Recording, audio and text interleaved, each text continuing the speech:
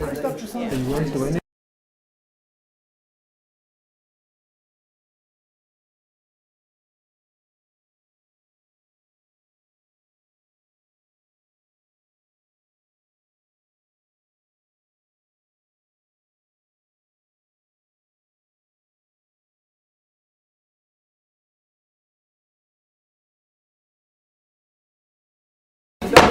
I hear anything, I'll see it on my watch. Good afternoon. Welcome to this meeting of the Las Cruces School Board. Mr. Castro, will you take roll, please? Certainly.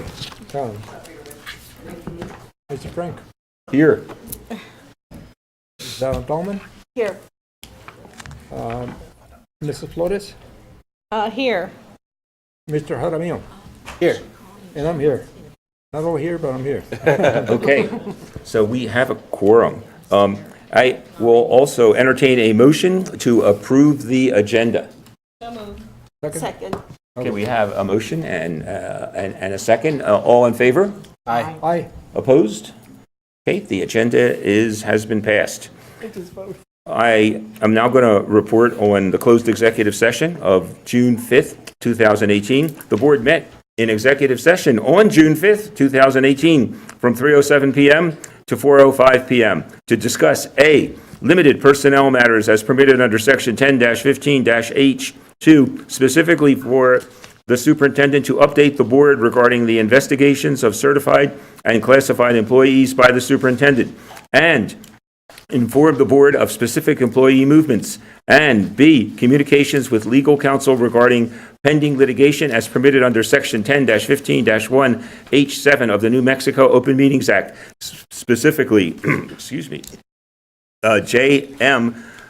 individually and as parent and next friend of J.F., a minor, versus Las Cruces Public Schools, /D 307-C7-2016-01816, and C, discuss collective bargaining strategies preliminary to bargaining negotiations as permitted under Section 10-15-1H5 of the New Mexico Open Meetings Act.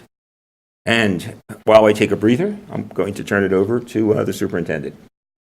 Thank you, Mr. President, Madam Vice President, members of the board, and to the members of our audience. Good afternoon. Under announcements, I'll just give you a couple.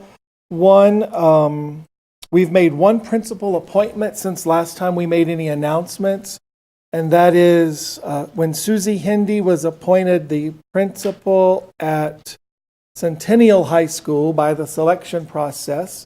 That opened a principal vacancy at Centennial.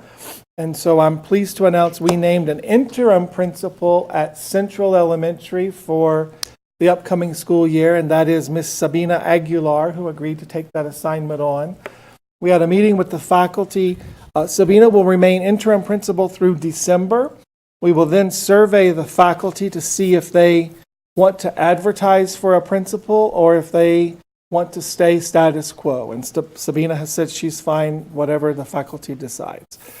So the executive cabinet and I are most relieved that we have a principal there, and I can assure the faculty that they will certainly receive our full attention every day. Next, we have a principal vacancy at Sierra Middle School with the appointment of Michelle Ranga to Las Cruces High School. And so we have posted that vacancy. We certainly encourage applicants to apply, and we will follow the principal selection process. And that is posted on the main webpage of the district if you would like to look at that. Next, Mr. President, Madam Vice President, members of the board, you're aware we're going to present the budget to you tonight. When we get there, we'll have additional conversations, but in preparing the budget, we've been working very closely with NEA and with CSEC. I'm looking for Ms. Irma. And so I'm going to follow under the superintendent's report and ask both of them to come forward with any reports they have. And I also need to make a clarification. And Ms. Irma, when you get up here, you help me if I have missed this. But under the budget that has been posted online and under the information given in the town hall meeting and including my First Damien, my report with the Sun News newspaper, we were stipulating what we were going to do with the budget, but I need to make clear that the raises for employees and those step increases are negotiated through the collective bargaining agreement, and so they have to vote for a ratification of that. And so they'll talk through that tonight. And Ms. Irma has indicated she will begin that ratification process in the next week, and Dr. Wendy will give us the same thing. So I just want to make that clear that we are still waiting for the ratification of those proposals as we present the budget that we've already completed. And with that, I'm going to turn it over to President Wendy.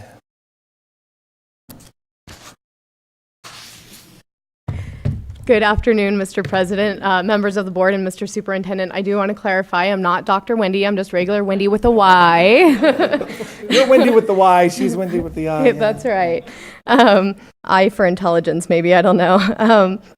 So I'm happy to report that NEA Las Cruces has reached a tentative agreement with the district, specifically on wages and allowances. We also will have some more information about a supplemental evaluation and some other agreements that we've come to at the table. I believe Mr. Hawkins will be sharing that information more in detail here in a little bit. Our member ratification is in process. Our members should be seeing that information coming within the next week. It's definitely a learning curve in getting that information out to everyone, especially over the summer. But we are very excited for the first time since I've been a teacher to know what our salaries are going to be before the start of the school year. I think that's a step in the right direction. So these are wages and allowances for the 2018-19 school year. I want to give a special thanks to my bargaining team and the committees that we've put, of course, countless hours into coming together and collaborating, and of course to the district's team as well for hosting us and being persevering through. Sometimes it gets uncomfortable, no matter, and that's the point of collaboration, I think, is we're not all going in and being agreeable. We're talking through things as they come up. So thank you guys. It was amazing and exhausting. We had a lot of questions over the last few weeks about staffing allocations. And I met with the executive cabinet yesterday, and we had a great understanding about that. We're going to be meeting with our team and Dr. Wendy here in the next week or so to understand the process as far as what that looks like when the district is moving staff. So I think hopefully we'll come to a better understanding that we can share with our members about that. And I know the district was interested in making sure that information is easily accessible. So I appreciate the district's willingness. Going to cabinet once a week is a great opportunity for us to problem solve some of the big issues that I'm hearing about, and as well as a district. And so I look forward to the work and the collaboration that we have, even though it's summer. I'm not going away, so Thank you. Thank you very much. And Mr. President, while she's going to her seat, I've neglected Dr. Sanchez. Would you stand for a moment? We did not recognize you. So we're very pleased that Dr. Sanchez is back as one of our deputy superintendents and former interim superintendent and former deputy superintendent of the district. And today is your second day, am I correct? Yes. And he's already worked 16 hours, so. And the day. Thank you. Thank you. We're happy to have you back. If you've never been with a movie star, walk the halls with Dr. Sanchez or go to lunch with him and you'll understand what the life of a movie star is like. But we're, all of us on the executive cabinet are pleased to welcome you back. And now, President Valdespino.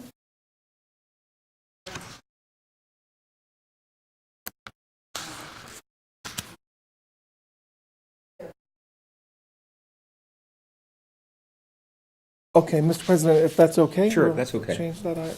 Okay, and now, Mr. President, I'll turn the agenda back to you. Okay, thank you. It looks like we have no human resources development report, and we're going to go to instruction with Ms. Martinez.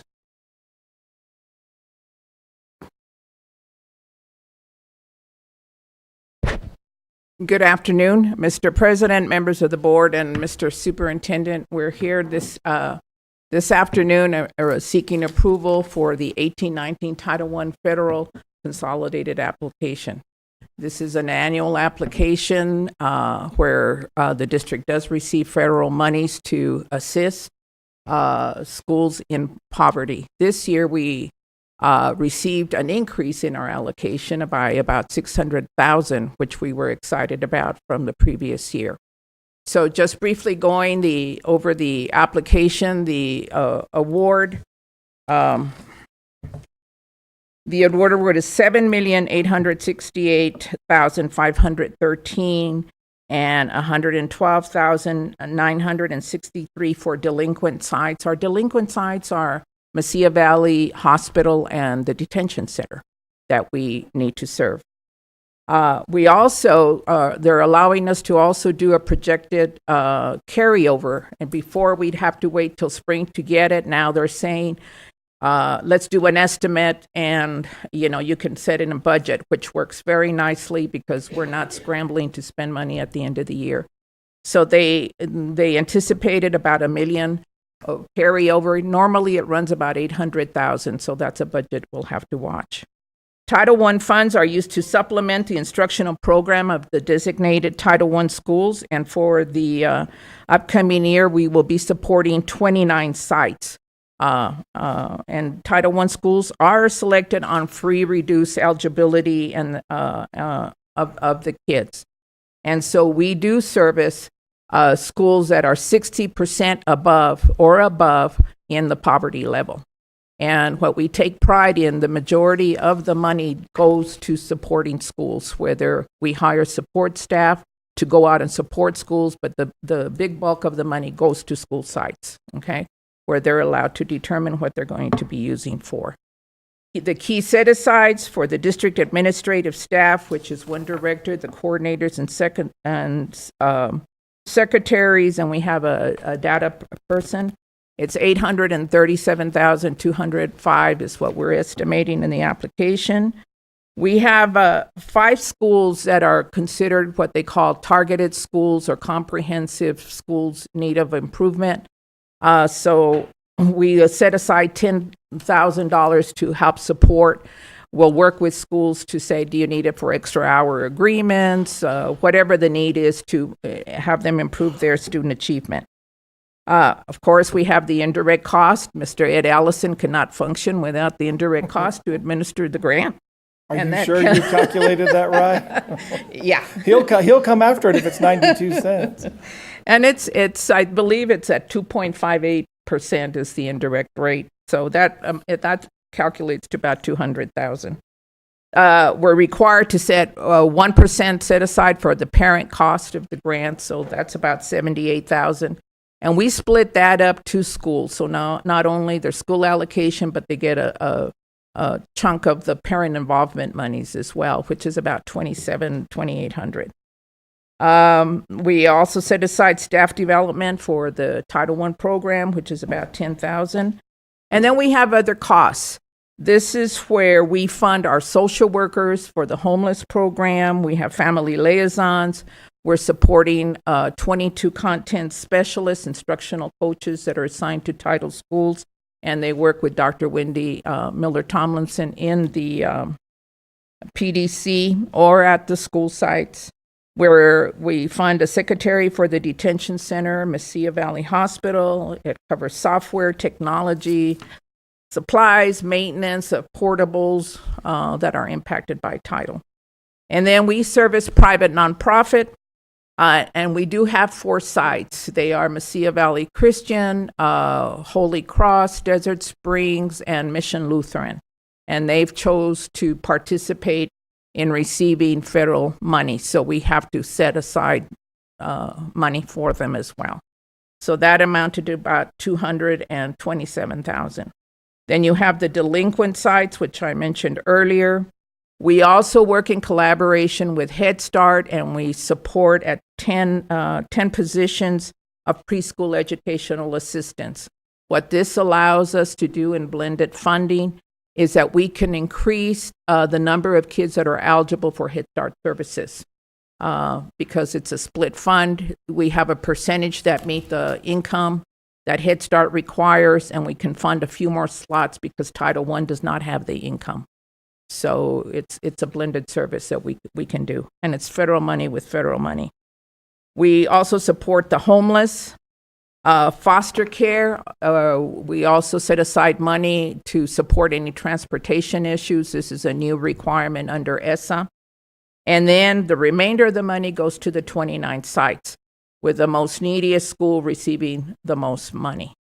And there at the school sites, they must work with their parent group to determine what the money is going to be spent for. So there's a needs assessment, and some schools hire social workers, instructional specialists, EAs, buy technology, so whatever the needs of the school are. Then for the carryover, what we did is we again focused on giving the money to the school, and then so we added to the homeless program because not only do they get money from from Title I, that we only get about $45,000 from the McKinney-Vento grant, which is a homeless program. So it really isn't a lot of money from that particular grant. So we help support that. Additional staff development trainings, because we do a lot of it in June and throughout the year, July. Again, additional money for the foster care transportation. Again, Mr. Ellison gets more indirect costs from that pot of money. Private schools get their share, and then the rest of the money goes to the school sites. So that's a quick overview of the Title I application, and so I stand for question. Thank you. You know, I taught for 39 years, and I'm sure I benefited from Title I, but I never realized how much work goes into the preparation of, getting these funds to the people, to implement. So thank you. Oh, And board, my pleasure. do we have questions? I have one question. Senora. Yes, thank you. Mr. President and Ms. Martinez, you mentioned the 5 targeted schools. There are some initials by it. If they scroll down to it, where MRI, CSI, TSI support. Those are the new PED lingo. Under No Child Left Behind, it used to be priority. It was targeted priority. Help me. Well, anyway, technically it's the same. The MRI is something like, I don't remember because we don't have any MRI schools, but we have a comprehensive school improvement is Rio Grande, and the other ones are the targeted school improvement schools. Yes. And that's only like $2,000 per school. What is the goal of that $2,000? That's just additional money set aside if they run out of their initial allocation. Okay. So, for example, there's I'll take maybe Macarthur that may have more people. They buy, say, 2 people out of their Title I allocation, and they don't have enough money to do extra hours for PD training. Then they can access this money. Okay. Yeah. All right. Thank you for additional support. clarifying. Any more questions? Yes, Ms. Dalman. President, Ms. Martinez, I have a question in regards to the private school allocation. Yeah. How is that distributed? Is it just distributed evenly? No, or? it's a formula. Oh, okay. It's a formula. It's based. Okay, let's see if I can explain this. What we do is we identify the students in each private school that We do that or they do that? they do that. We have a Title I coordinator assigned to work with P&P schools. So what they do on their total enrollment, we identify those kids that if the private school didn't exist, they'd be coming to ours. Right. So which kids live in a school that's in the Title I attendance area? So if they got 2 kids that should be going to MacArthur's a Title I school, then those kids. So we determine the amount of those kids that qualify. So for example, I'm trying to think, like Mission, Mesilla Valley might have a population of 300 kids. Only 142 kids qualify for Title I services because they live in a Title I attendance zone. I understand. And then from there, there's a formula that's applied, and that's within the application, and that's taken right off the top. Okay, wasn't aware of that procedure. Thank you. Yeah.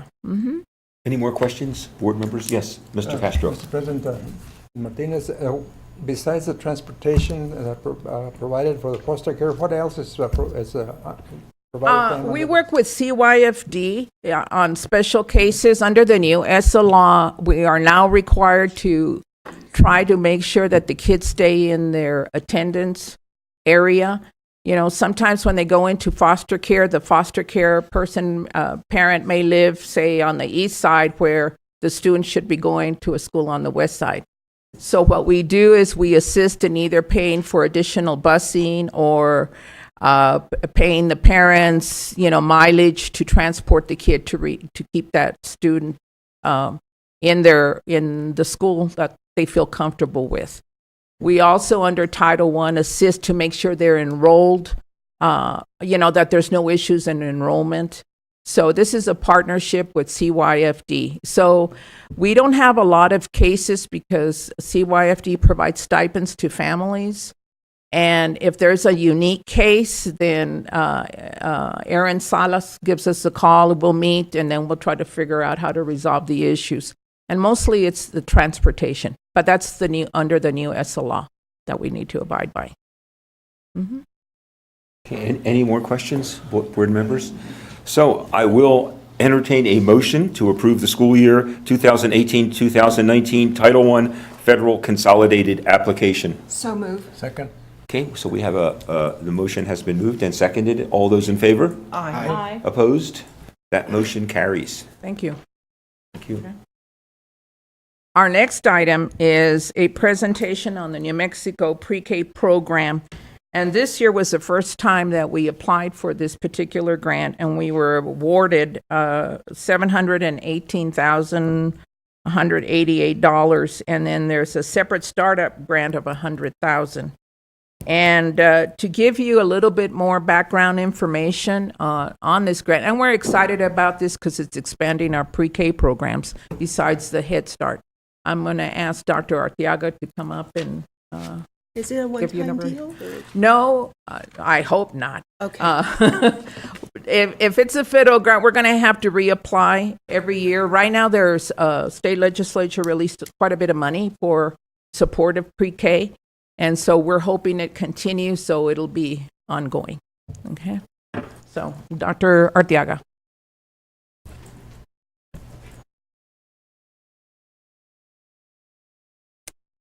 Mr. President, members of the board, and Mr. Superintendent, I wanted to provide you a quick overview of the New Mexico pre-K program. I'll wait for them to get.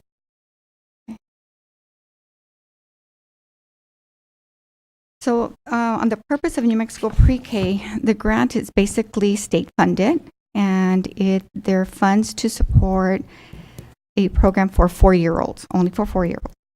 And the first year that the New Mexico pre-K program was in existence dates back to 2005 and 2006 school year. Back then, in the state, they funded 770 children for half-day positions. Looking forward to this year, the state basically funded 5,229 children. And from those children, there was 1,781 that were going full day. So now I'm going to move quickly to provide you, no, go ahead and stay in that one still. Go back.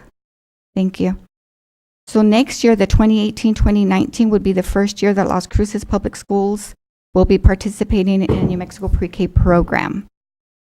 And the funding, as Erlinda indicated, we received a startup funds of $100,000. We've already generated several purchase orders, and those purchase orders were to purchase classroom furniture, supplies and material, and technology. And then we're going to order additional items like the curriculum, but not until next year's funding. So the award for the 2018-2019 school year is $718,188. And this, again, the award supports 124 4-year-old children. From those 124 children, 100 of them are going to be full day, and 24 of them are going to be half day. And moving forward, these are the 6 sites that we are going to be having the children attend full day. They are, let me get to my slides. They're at Desert Hills, Jornada, Mesilla, Sonoma, Tamba, and Valley View.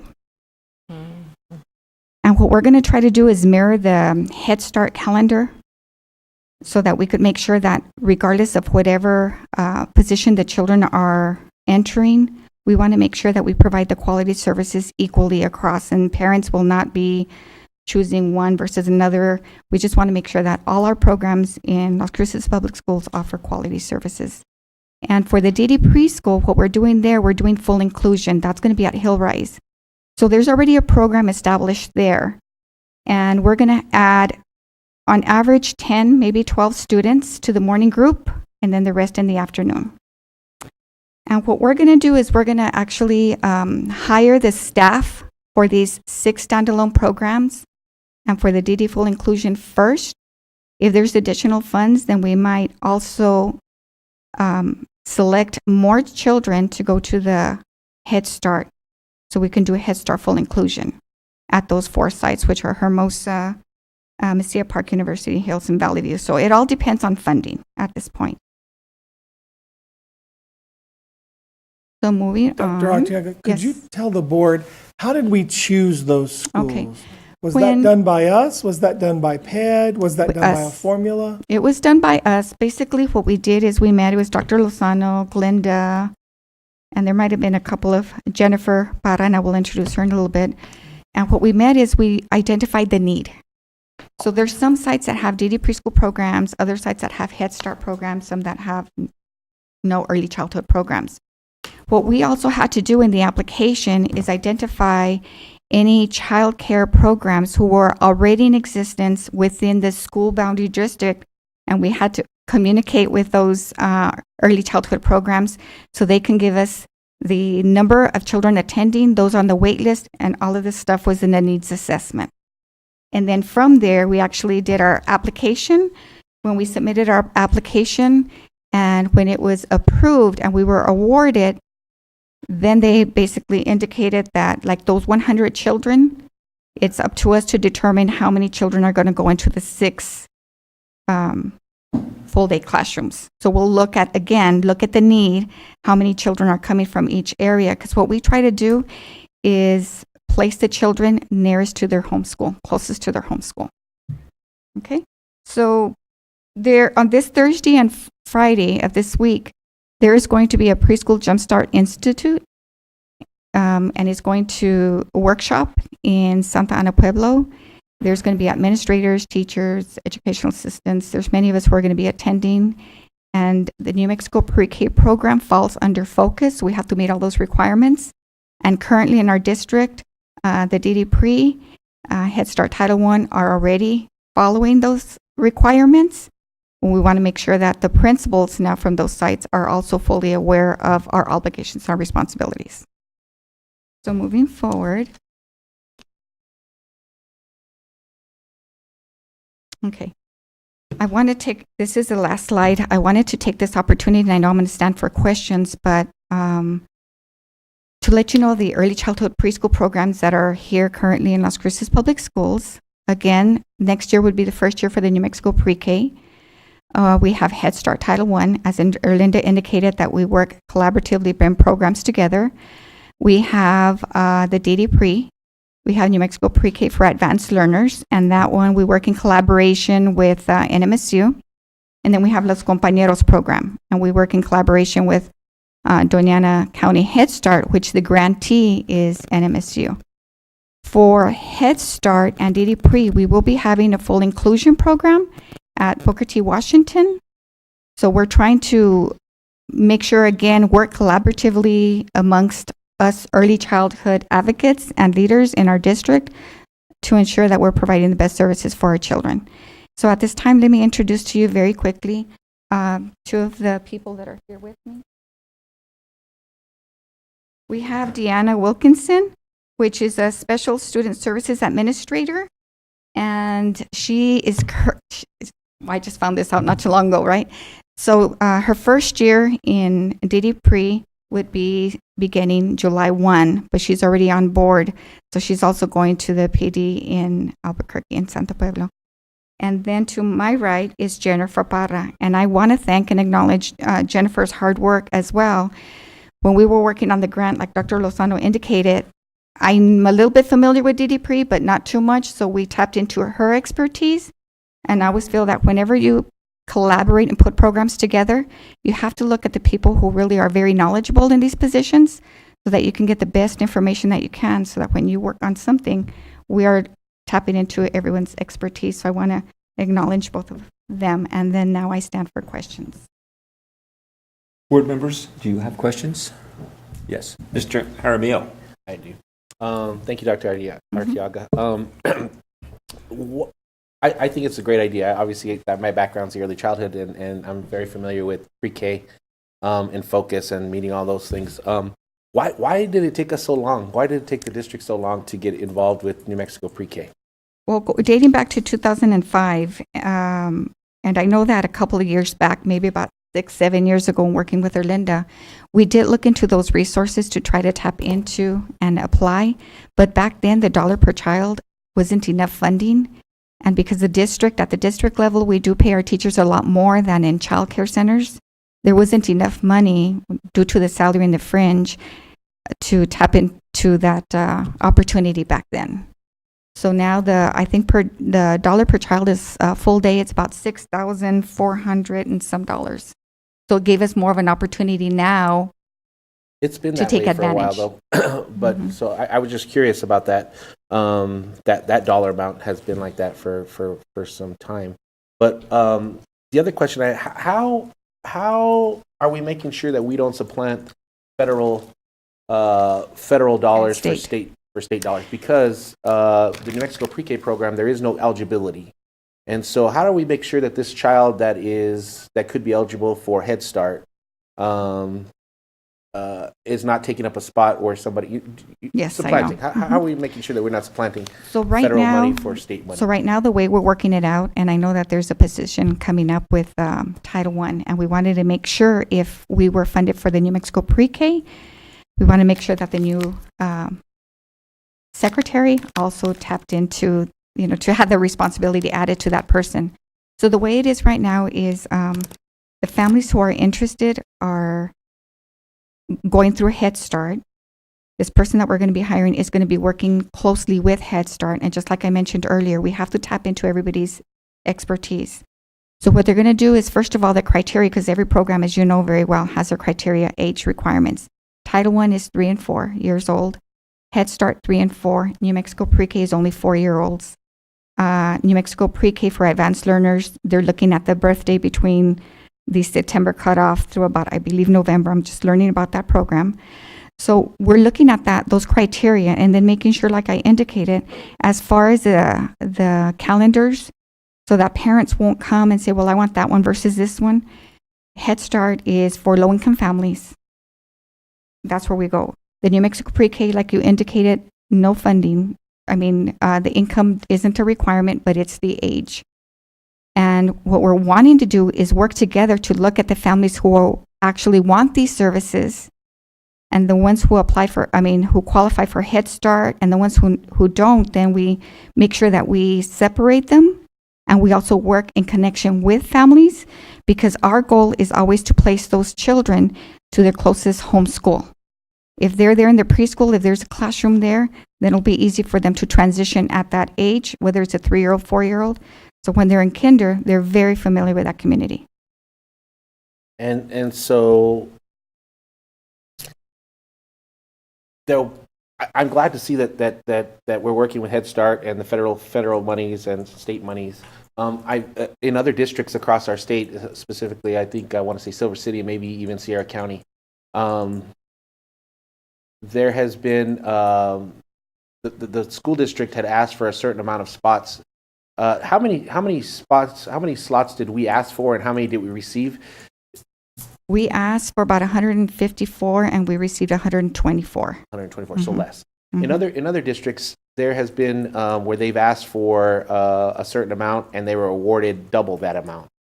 When that happened, they moved their Head Start programs out of their. They've been in the schools districts for 20 years, and now because of this money, they've moved the Head Start program out of their and they bring it in for the pre-K. So this is what I'm concerned about, and I want to make sure. And it sounds like you guys are working really well together, and that we're going to be able to support both programs without supplanting, without having, because years ago we've sent back. I know that we've sent back federal dollars because we've used state dollars, which doesn't make any sense. Once we send those federal dollars back, we don't get those dollars back. So. Right, and I'm aware of that since I was with Head Start, but I do want to say this, first of all, I do thank the board, I do thank the superintendent, because without all of you and all the departments, the leads that are here, Head Start wouldn't be in the schools, first of all, you're the grantee. And what I have known is that when new programs come to light, then the districts sometimes have pushed those programs out so that they could make room for new programs coming in that are under the state. But so far, we have received lots of support, especially now in early childhood. And hopefully that will not happen in the future. And I think by working collaboratively together, whether it's with DD Pre, New Mexico Pre-K, whoever it is, we will provide the best services, like I indicated, to all children. Good. And I just want to make sure that that we're not, that we're working together. 124 children is nothing. It's a small percentage of the children that could probably be eligible and can use these services. So I just want to make sure that we have the availability and we're not moving Head Start programs out of our school districts to bring in for this money and using the different. Right. And together we're pretty close to about 1,000 children in these programs. Perfect. So we can definitely use more funding to support more children, but then we would be looking at construction because that is one of the issues in everywhere, like you indicated. But so we obviously had room, and in all these sites there was no we didn't have to make yes, any. and if you speak with any of these principals, they're very excited I'm to have the excited. programs going. Yes. Good. Thank you very much. You're welcome. Appreciate it. Thank you. Doctor, so I just want to piggyback on Mr. Jaramillo's question. So about what percentage of 4-year-olds would be getting early childhood education, preschool? I mean, I think, that the path to improving student outcomes starts with early childhood education. And I'm just wondering, approximately what percentage? I mean, I know that's a tough question because It is, 'cause they get services from, other places besides LCPS. I don't know that number from Sure. the top of my head, Mr. but President, we looked this up. That was actually asked at the Legislative Education Study Committee. So Dr. Lozano? Mr. President, Dr. Ewing, so approximately 60% in Doña Ana County, which includes obviously Hatch, there's a need of, I believe 60% of students are eligible, right, for pre-K programs. And that was a study conducted by NMSU in collaboration with Engage New Mexico. I believe But that then was the figure. A lot of the ones that are not eligible might get it somewhere else, so, Right. Or There's- not. Yes, or Correct, or not. right. Or not get it. So, Mr. President, I know that and I know, Reyes, you're very knowledgeable about this area as well. There's home visitation programs offered by different community members. There's early Head Start. There's so much out there, but yet the need, it's still there. The need is there. I think we have like over 15,000 children from birth through age 5. Yeah, Mr. President. Yes. I just wanted to say that I think Dr. Lozano's number is pretty accurate, around 60% of children but I think that even with adding 124 and the way that pre-K is funded, it's through two different systems, one through the Public Education Department, which is this, and then we have one through the CYFD department. And so between the two different departments, I think that we're only serving, and I want to, this is not, it may not be accurate, but I want to say that we're serving less than 20% of the 60% of children that are eligible. So there's still quite a few children that are not able to do that. And I think, adding 124 spots is a good, we're moving in the right direction. Sure. I think there's plenty of children that need that. But like I said, my biggest concern was that we just cannot supplant federal dollars for state dollars. And we have to be able to work collaboratively even with the people on CYFD side, which includes, I know Dr. Arteaga reached out and gathered information from many programs on the CYFD, not just the public education side. And so I know that you've worked hard to make sure that doesn't happen, because that would be unfortunate to lose federal dollars for state dollars. So I just wanted to add one more thing. In Head Start, we always count how many applications we take in per year. And I think the last count was over 700, pretty close to 800. So we'll see this year, since we're looking at that data, see how, if it goes up or not. But, Linda? And the only other difference I want to say, Mr. President, is that CYFD also does 3-year-olds. So you have to be 3 by your September 1st, which is called early pre-K. And then the PD side is just doing 4-year-olds, which you have to be 4 by September 1st and be eligible for kindergarten the following year. If, Mr. President, Mr. Jaramillo, I just want to piggyback also just in the history of why we didn't, was the fact that there wasn't enough money to even, we could buy a teacher with the amount, but there was no additional money for classroom furniture, everything that was needed to fund a classroom back in the day, because the budget was very, very tight. So that was, yeah. The reason why I asked that question is because from what I gathered on the media, reading when the governor put this out, they said that there was 16 new districts that got this money. So that means we know there's a lot of districts in there. I just want to know why we were one of the last 16 districts. Because we kept visiting it every year, because there is a cost, because we hire certified teachers. And so they're high-paying teachers. So the big chunk of the money we were eligible for, that we were applying for, was not enough to pay costs of putting in a full classroom program. But the other issue too at that time was we didn't have any classroom availability either, which means we would have had to bring in a portable. While you're looking at about $180,000 for portable, that kind of stuff.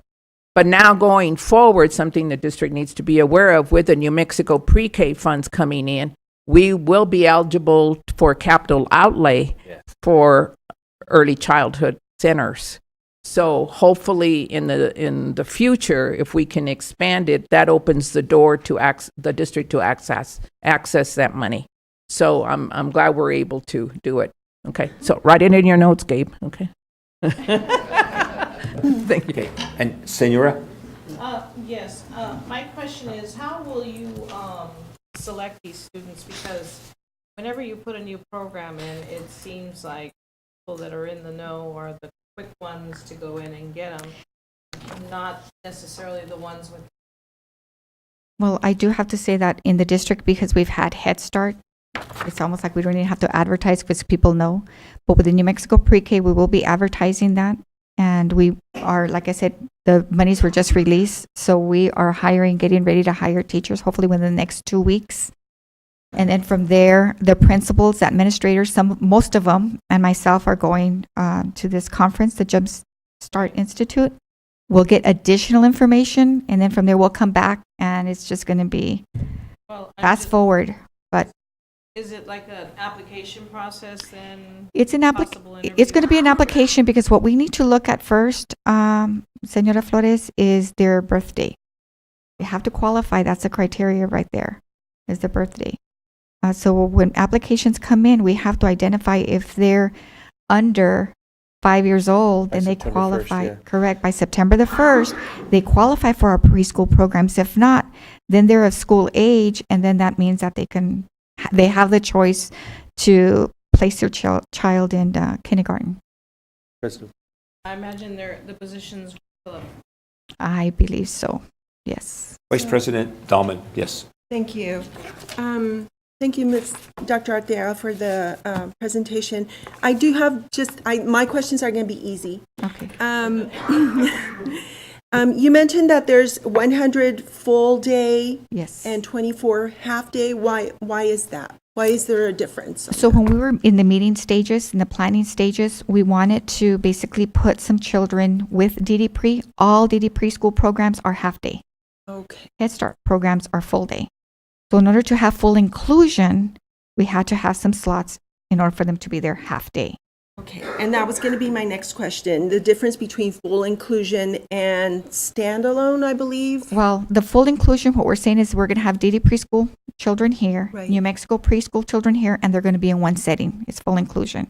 Okay, And I also indicated that this is the first year also that with Las Cruces Public Schools Head Start program and a DD preschool, we're going to have one setting that way at BTW. So we've done it already for many years at Los Compañeros with Doña County Head Start, but we're going to move to that direction. And I know, Mr. Jaramillo, you're aware that when children are with, especially if there's any delays where they're typically developing children, it's the best of all worlds because they're going to learn from each other. So we want to look at that more, and that's why we want to work very closely amongst all preschool programs, again, to offer the best programs for our children. okay. And then one last question, moving forward, if we were to, in a couple of years, go to universal preschool, would we be ready for something like that? In looking, my thought in this, if we're looking at Head Start, going back to Head Start, because the question was asked when I went to one of the meetings in Albuquerque. Head Start is for 3 and 4, so we can target more 3-year-olds there. So we could leave the 4-year-old positions for the universal 4-year-old programs. There's many children out there who need services. So that's one thing. The thing that we have to, what we really need to look at is space. That's what we're going to have to target, is the space. And if there's any capital outlay money available in the future, that's what we're going to have to tap into. So like if we started next year, we wouldn't be ready with room. Is that right? That's a good question. We would have to look at how many children K in elementary schools, right? How many there is, if there's any room available. I mean, that's research that we have to start working on. Yeah. We would come before the board. If at the LESC, when we were asked that question, my response was, if you give us the money, and I'm looking at Ed, if it's fully funded, then we're going to make it happen. We would first do a utilization study of how many kids are in each building and how many kids is that building really in, was it built for? Like how many can it truly hold? Right. Where are the empty classrooms and what classrooms are being used for something else that we could use? We would take massive planning on our side, Right. and it would take at least a year for us to do that. Listening to the members of the LESC seems to be something they're interested in, and so I think the most important thing for the public to know, if they go in that direction, we're ready. I fully support this, and we just need more Dr. Artiagas to make it happen. That's right. Yeah. Yes. Thank you, Dr. Arteaga. Thank you so much. One more, Dr. Arteaga. Yes. So for the benefit of the audience, could you explain DD? Oh, okay. Well, in And- that, from and the lingo from PED, it's 619. DD is developmentally delayed. These are children who have special needs Okay, thank you. with IEPs. Yes, and I think we have one more question. Mr. Follow-up. Jaramillo? Follow-up. That's Sorry, fine. this is That's fine. this is what I want to just ask you ratios. What is the ratios in the pre-K and the PED side? And the And PED, then I have a it's couple one, other follow-up. it's 1 to 10. 1 to 10, so it's the same. And the reason why I asked that, I'll probably say something in a little while, but I just want to point out that it's 1 to 10 at 4 years old, and then something magically appears, something magically happens when they turn 5, and all of a sudden we bounce to 22. It doesn't make sense, or 25. So I wanted to just point that out because research shows that obviously quality is defined by low teacher-to-child ratios, highly qualified staff, those kind of things, but all of a sudden something happens when the person is born on September 1st, September 5th, and then all of a sudden we jump from 10 to 1 to double, or more than double than that. So I want to talk a little bit about that. The other thing is, too, is that Senora Flores mentioned that the application process, and I just want to be clear about this because many people are already coming to me and asking, if you have 500 applicants, what happened at that point? Because they're all going to be before. So, I mean, you can obviously push the ones off that don't make it or that don't make the eligibility criteria. But if you have, and you potentially could have 500 applicants for 124 spots, what happens at that point? So we have a screener. And we're looking at that screener, and that's what we would take into consideration. And of course, we want to make sure that those who apply, But what would be the screening process? What would be the screener is basically developmentally appropriate where children come and they have to answer a couple of questions. It's not parental input at this time. Depending on the needs too, what we've done with Head Start is we've done the ages and stages. So we're going to try to look at need as well. But like I indicated, I know that with Head Start, we're trying to work together collaboratively so that we could make sure that we place the children where they need to be. So we don't want to compete. That's the last thing we want to do. We want to compete. We've even had parents who have applied for Head Start. They have 4-year-old children that they don't want their child to go full day. They want them in half-day programs. So we're going to look at need. We're going to be working with parents to make sure that we get them in the place that we need to. And we don't really know about the numbers yet until it happens. And I can provide you more of an update a month after maybe that school has started, so we can look at that more closely. And Mr. President and Mr. Jaramillo, I think what we'll do on our side, Dr. Arteaga, as you figure out the information that you need to release, if you could list what the requirements are, what process we're going to use if we receive more applications, release the application on the website and through all of our sources. Damien can also release that through the press. And then also I'm going to say, necesitamos la información en español, por favor. En español también. So we will have information in both languages. We want to be as fair and transparent as possible. And I'm sure we're going to receive far more applications than we have room. And then if you could explain in that process without actually showing the instrument, Correct. so no one could train the child on how to Correct. answer it, but show explain that we would be doing some type of assessment. I think we will do that, and then we'll come back to the board in September if that meets with the president's approval, and let Dr. Arteaga give you an update on how many applied, what process we used, where they are, and how many we accepted. Dr. Ewing, Mr. President, Dr. Ewing, I just want to extend a handout just because a lot of this has been issues across the state with PED and CYFD working collaboratively, and so I want to extend my hand and be able to link. I think that it's going to be it's vital to the children here in Doña Ana County and Las Cruces Public Schools that we are working collaboratively, and it really hasn't happened across the state. So I would love to be a part of making sure that we are filtering, as I have many children on our waiting list to say, you know what, they have 124 spots here, and vice versa. So if we could somehow connect the CYFD side of early childhood and PED side. With Dr. Arteaga working here, and I would love to make sure that collaborate because I think other districts are missing that, and I think our children will benefit from it. And Mr. President and Mr. Jaramillo, with Head Start, that's what we were doing, actually collaborating. So whenever it'd be long waiting list, they would refer children to us, or if we couldn't, if it was an opening at, for example, Doña Ana, but the people in our wait list, the parents didn't want to drive all the way over there because we don't offer transportation, then we would make sure to share those lists with each other. Thank you very much. We're more than happy. And Dr. Arteaga, remember his level of expertise in the area. And I'm also, before President Wendy, is Cheryl in the audience? So I've only been to one DD pre-K classroom in the district, and Cheryl over at East Picacho Elementary. If you've not been there, I invite you. Not all of you at one time, but I invite you to go. You will have experienced true teaching if you watch her in action.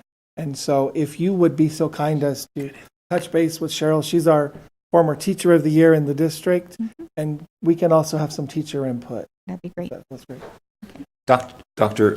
Arteaga, thank you so much for this informative presentation and then putting up with all of our questions. Thank you very much. Thank you.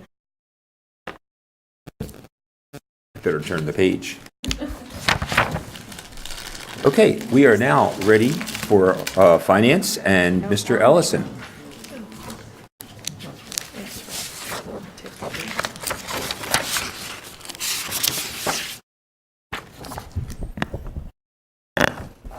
Good afternoon, Mr. President, members of the board, Mr. Superintendent. Today we have the proposed budget for the fiscal year 2018-19 that we're bringing forward to you for a discussion and approval.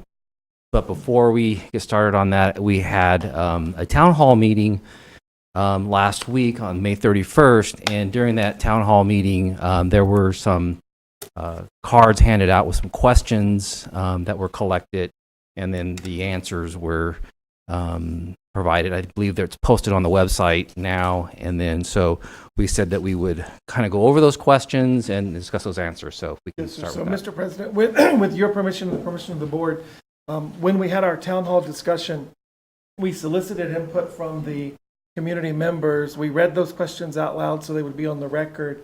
We then spent a fast 24 hours, and Dr. Lozano and Dr. Miller-Tomlinson spent some time collating information with Mr. Ellison.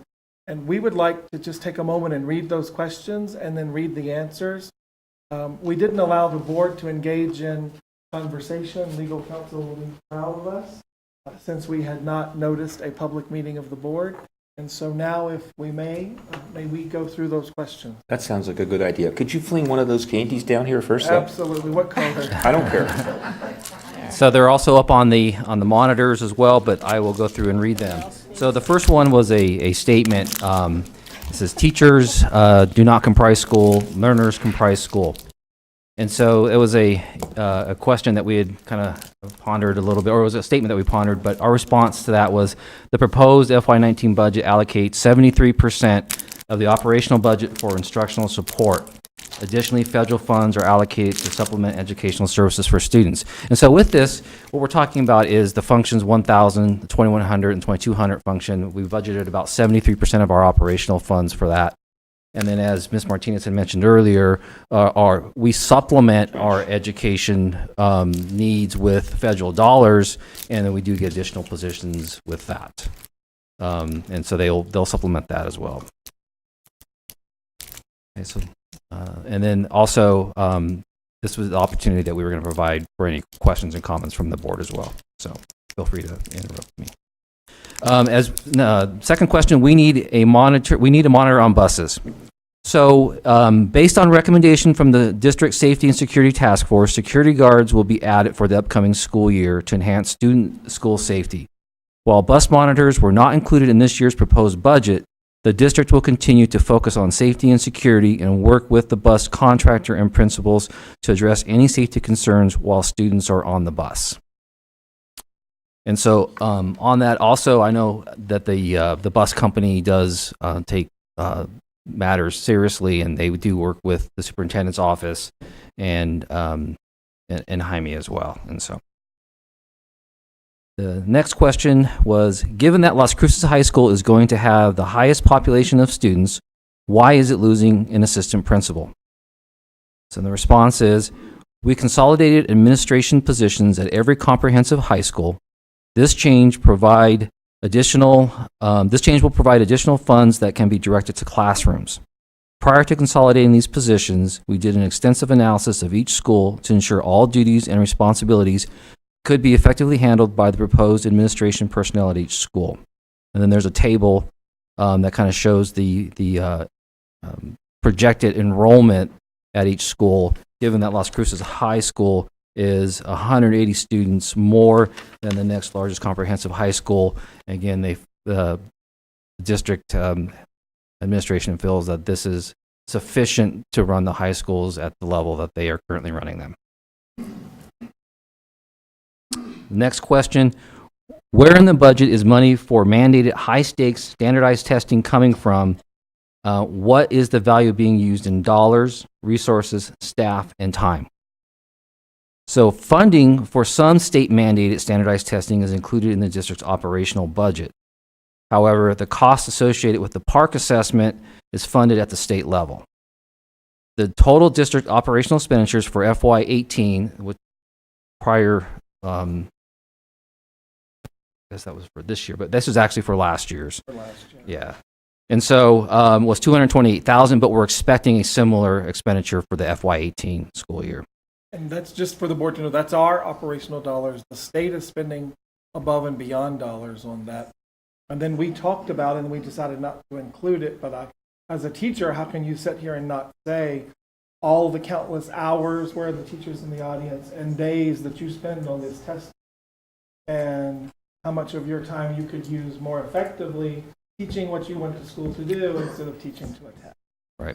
And so in the last part of that was previous studies have indicated that time teachers and other staff spend preparing children for center testing varies, which is lends to what Dr. Ewing was saying, that it varies, but it is extensive and it is intrusive to the classroom.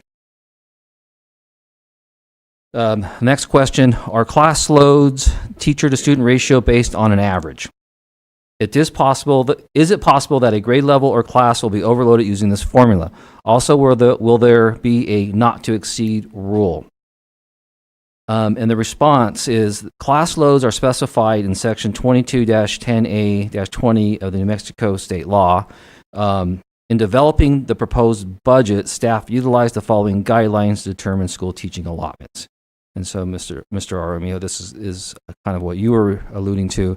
Elementary is a 22-1, middle school is a 25-1, and high school is a 25-1.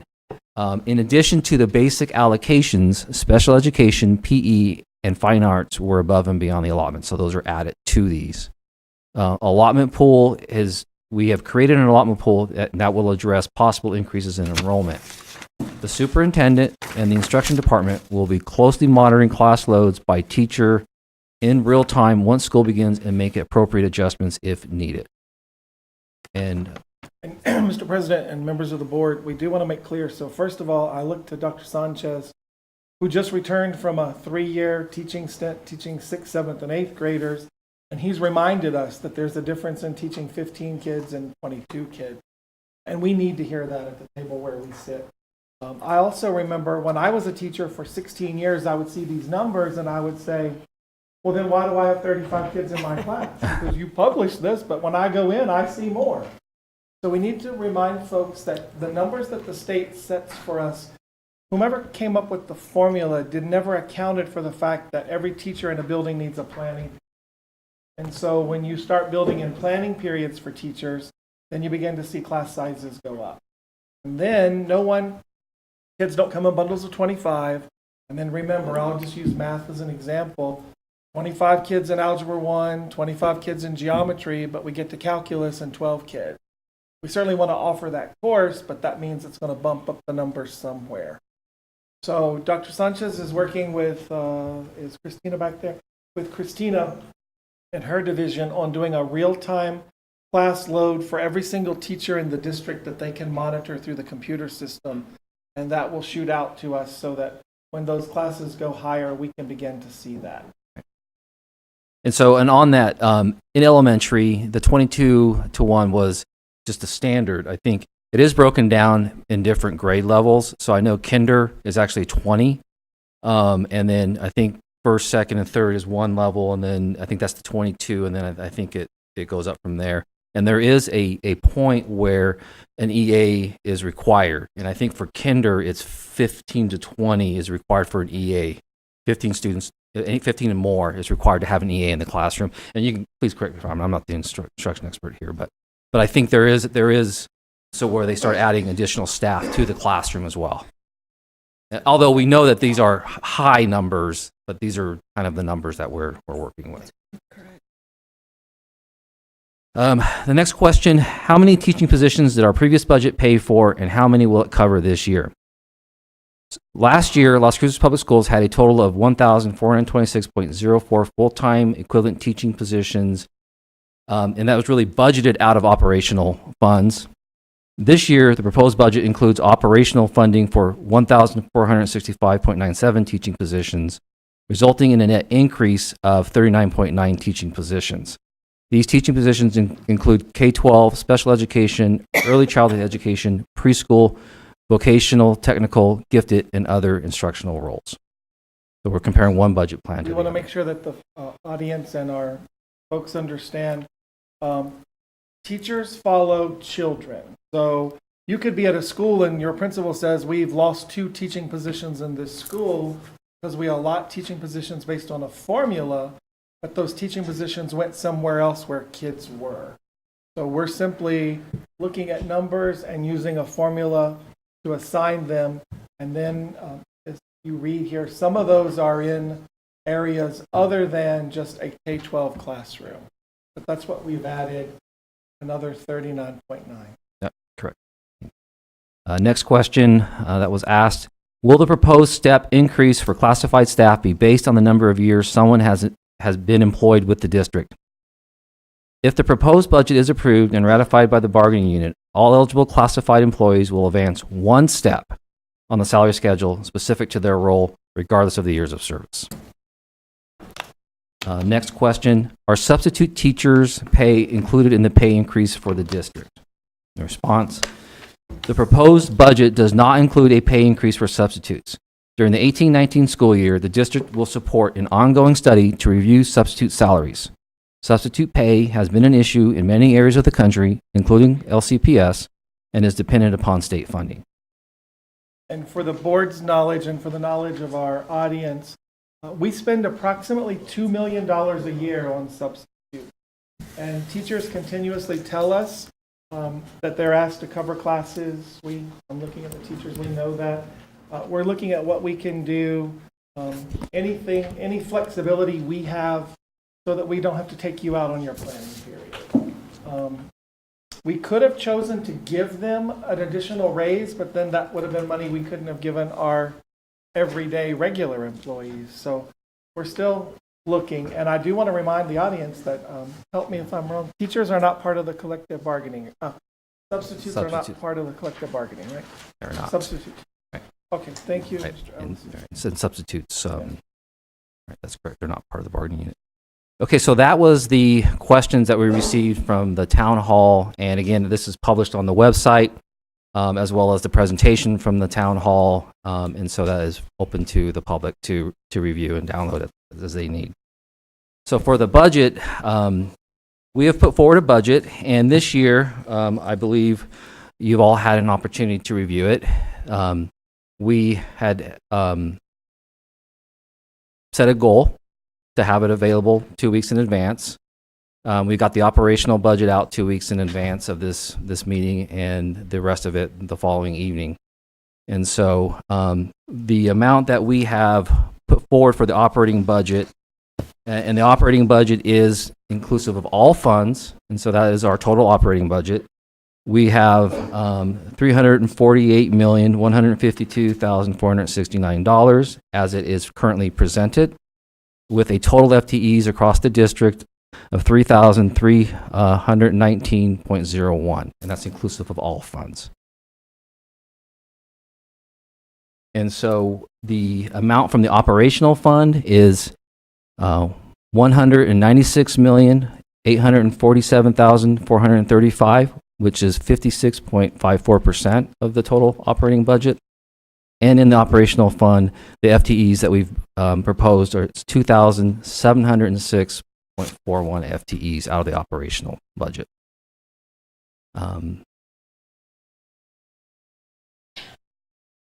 Questions on the total operating budget and the percentage?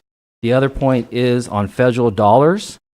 We are still receiving information as PED is still coming in late with amounts. So we will be adding dollars to these, and we'll bring those forward to you as budget adjustments and new funding.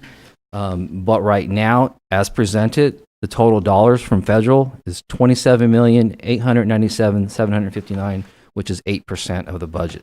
So we do receive a large portion of federal dollars that help support the school district.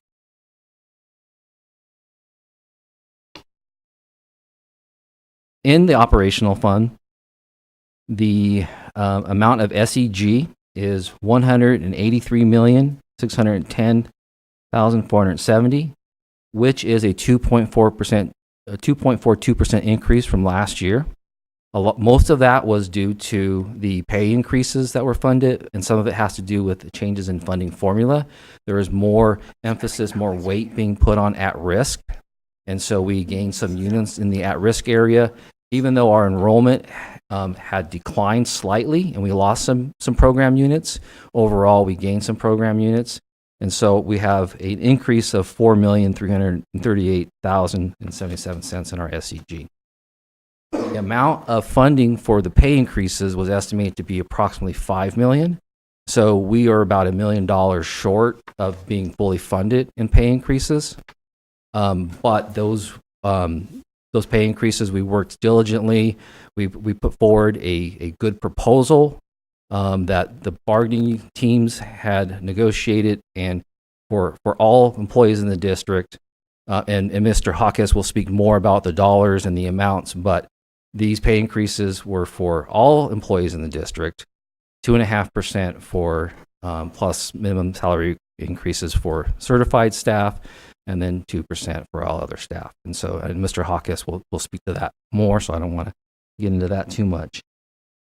Then on our expenditures, we currently have for compensation and benefits as a percentage of total operational revenue, we are currently sitting at 90.92% total operational revenue, almost 91%, compared to what we budgeted last year, which was 88.93% of total operational revenue. So we've increased our percentage of compensation and benefits as a percentage of total revenue, total operational revenue by 2%. As a percentage of SEG, we last year budgeted 90.11%. This year it's at 92.16%. And so these increase in FTEs from last year, we budgeted 2,645.49 FGEs. This year we're budgeting 2,707.41 in the operational fund. That's a 61.92 FTE increase. It's 2.34% increase. So between the increase in FTEs and the increase in salaries, we've increased our percentage of compensation and benefits. So. Mr. Ellison, would you tell the board what should that rate be when we're at 90.92? The recommendation as our chief financial officer and certified public accountant would be 87%. 87. So we're still over in operating costs with benefits and salary of the number of people. And we were able to present to you a balanced budget. It'll be a struggle next year, but we wanted to present this one to you as is. Correct. Yes. So that's kind of the highlights, key facts of the budget as presented. Are there any questions that I may answer, or any comments, or anything that in particular you would like me to cover? Yes, Mr. Castro. Mr. Frank, yeah. Mr. Ellison, I guess our budget recalls for us to reduce the cash balance from what is it, from 7 million to 5 million, is that right? Mr. President, Mr. Castro, yes, that's correct. We had budgeted $7 million in a cash reserve, cash balance for this current fiscal year. We have reduced that to $5 million for this year, which was to aid us in balancing the budget. A good portion of the non-recurring supplies and equipments, we were looking at a shortfall, and so we reduced the amount of cash balance to $5 million in order to balance the budget. Is there any concern about the impact it'll have on our bond rating? The bond rating will most likely be impacted by the fact that we have decreased our cash balance.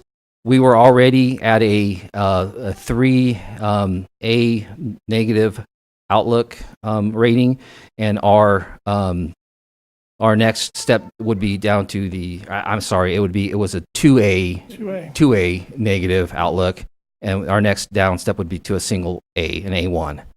And so more than likely we'll see that downgrade in the very near future, as we're looking at doing a bond issue this summer, sometime between August and September. And so And the fact that we have decreased cash in order to balance our operational budget shows a structural imbalance in our budget. And so that alone will probably see a downgrade. And Mr. Castro, Mr. President, members of the board, the other thing they will look at is what percentage we're using. And so we're still a little over. I need to remind you, 1% of our 193 million is 1.9 million. So when we talk about being over by 2%, if you go to 3.8 million, that's a lot of positions out there. So what we're hopeful for is that as we go into the next legislative session, we certainly are going to send Dr. Lozano up there for sure. And we're going to be advocating for additional SEG dollars. He did a wonderful job last time. Right. And so we will ask that the legislature continue to give us additional funding to support the wonderful folks we have. That's And Mr. President, if I may, just one moment, I just want to say to the audience, so tenemos un familias aquí que hablan español, bienvenidos. Señora, help me out there. Estamos muy contentos que están aquí. Gracias. Si alguien necesita también intérpretes, ahí atrás está el señor que tiene los audífonos también, si alguien necesita. Yes, Senora. So Mr. Ellison, I don't have a question. I only have a comment. I think that when the state has underfunded us by at least that much, I don't think that in our defense that if we use our cash balance, we're just being responsible. And I've never worried about using the cash balance because it's not for savings. It's to be used for our students. That's the most important thing to me, that the needs are not so great that our students suffer for it. So congratulations on getting it to what you did. And I appreciate all the work that you and your staff have put into it. thank you, Nora Flores. Mr. President, Yes. if I could just follow up with Mr. Castro on his question real quick. The other item, Mr. Castro, I wanted to point out to you is the state has a pension funding issue, and through ERB, our negative outlook comes primarily from the unfunded pension liability at the state level. And so that's a question that we are working with our bond rating firm, Moody's. They're aware of the situation, so it's not solely on our dropping of the cash balance. It has to do with the state's finances as well. Vice President Dahlman. Thank you. Mr. Ellison, I too want to thank you for your hard work in your department. And I know that we're doing the very best that we possibly can to fulfill everybody's needs. I know that the state has put us in a situation where it's very difficult for us to meet our students' needs and our staff needs. And so for that, thank you for your work. And I know that it's not an ideal situation in regards to, like, for example, hiring security in all schools and then doing away with the assistant principals. But we're at a situation where we almost have to rob Peter to pay Paul. And so we need to work together and bear with us until we get through this time, and hopefully things will ease up. Yes. So thank you again. Thank you, Ms. Dahlman.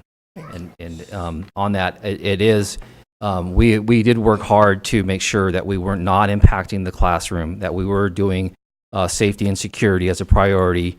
As you know, we did issue, or we did solicit input through a survey, and safety and security was one of the highest priorities. And so we also felt very strong about not impacting the classroom, and then felt that we were doing that. And so we put this forward to do that. So thank you for your comments on that. I appreciate that. Any other board members who would like to speak? Yeah, Mr. Jaramillo. I just want to tell Mr. Ellison and his staff that I just want to say thank you. I asked for a meeting with you to ask several questions. I had, I think, 23 questions that I had, and not only did you answer my questions, but you showed me. And I didn't even know my questions led to other questions. I never felt rushed. And although I only thought I was going to be there for 30 minutes, it ended up being an hour and a half. And I appreciate the time that you spent to answer my questions and the work that it took to put that in there. So I appreciate it, and Dr. Yu, and I appreciate the staff and the information that was given. Thank you, Mr. Romeo. Right, and I don't know what I can add to that except, to say thank you, because the process was certainly open and transparent, and we appreciate getting the materials so far, much further in advance than we've ever experienced before. So thank you. I appreciate that.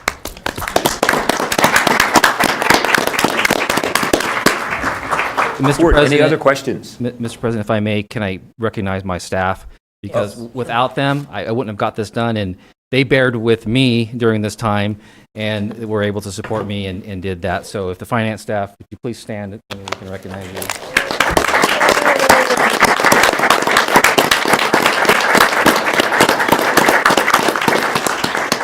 Thank you, Mr. President.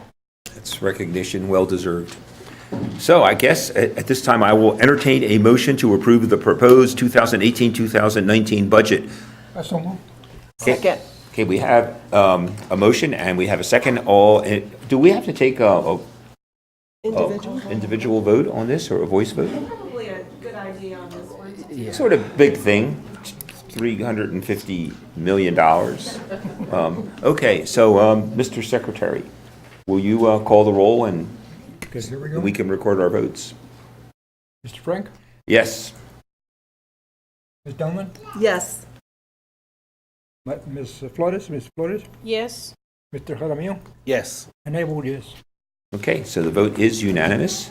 Thank you. The budget is passed by the Board of Education, and then it'll now be submitted to the PED, where it has to also be approved before it becomes our official budget. Has to be certified, yes. Okay, But thank thank you, you. Mr. President, members of the board.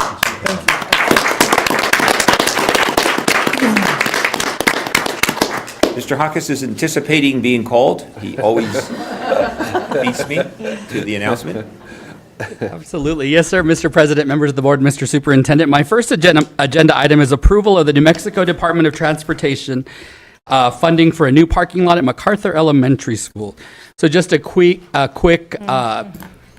rundown of the project. So we're always looking to stretch our capital dollars as far as we can. And so Gloria Martinez, our Director of Construction, applied for an NMDOT grant. And we were approved. The total project is $30,495. We were approved for the state share of $22,871 to do that project.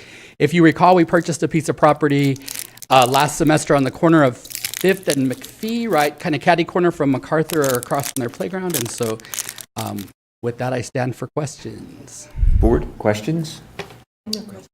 Okay, I will entertain a motion to accept the NMDOT funds for a new parking lot at Macarthur Elementary School. So that was kind of a tie there. Okay, so we have, the motion was by Ms. Dahlman and seconded by Mr. Castro. Okay, all those in favor? Aye. Aye. Mr. Jaramillo. Okay.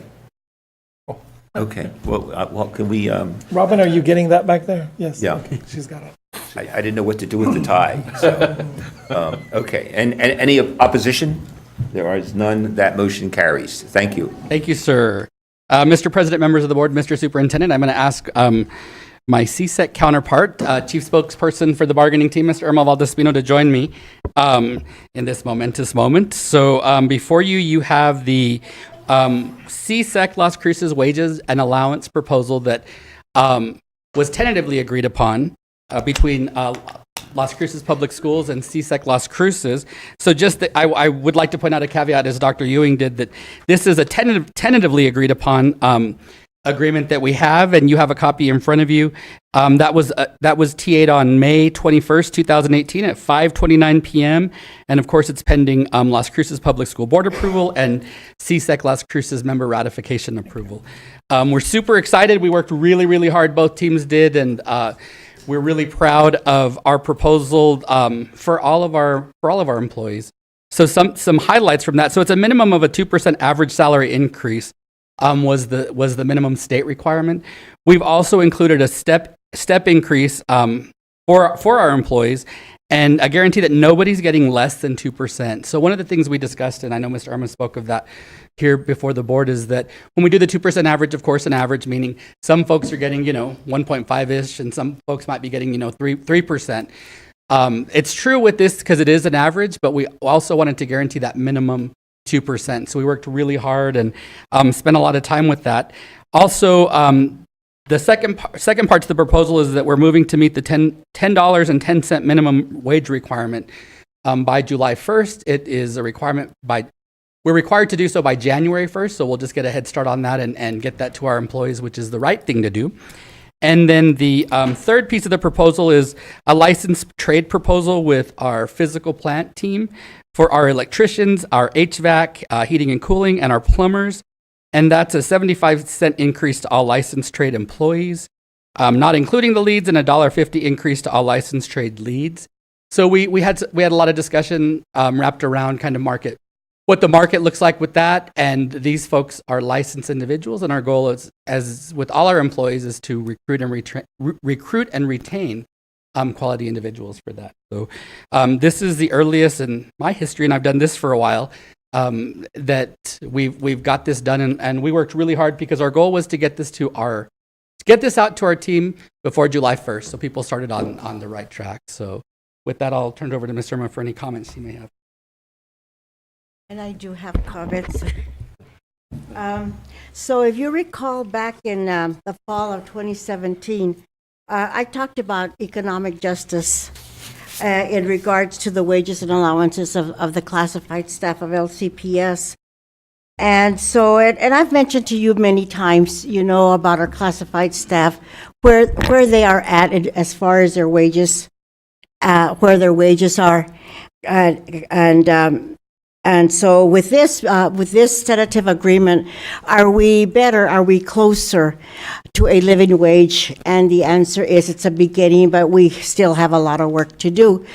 And that brings me to the legislature, that it is up to them to not adequately fund, as many people say, but sufficiently fund, first and foremost for our children and for our programs that are needed for the children of our community and for all New Mexican children.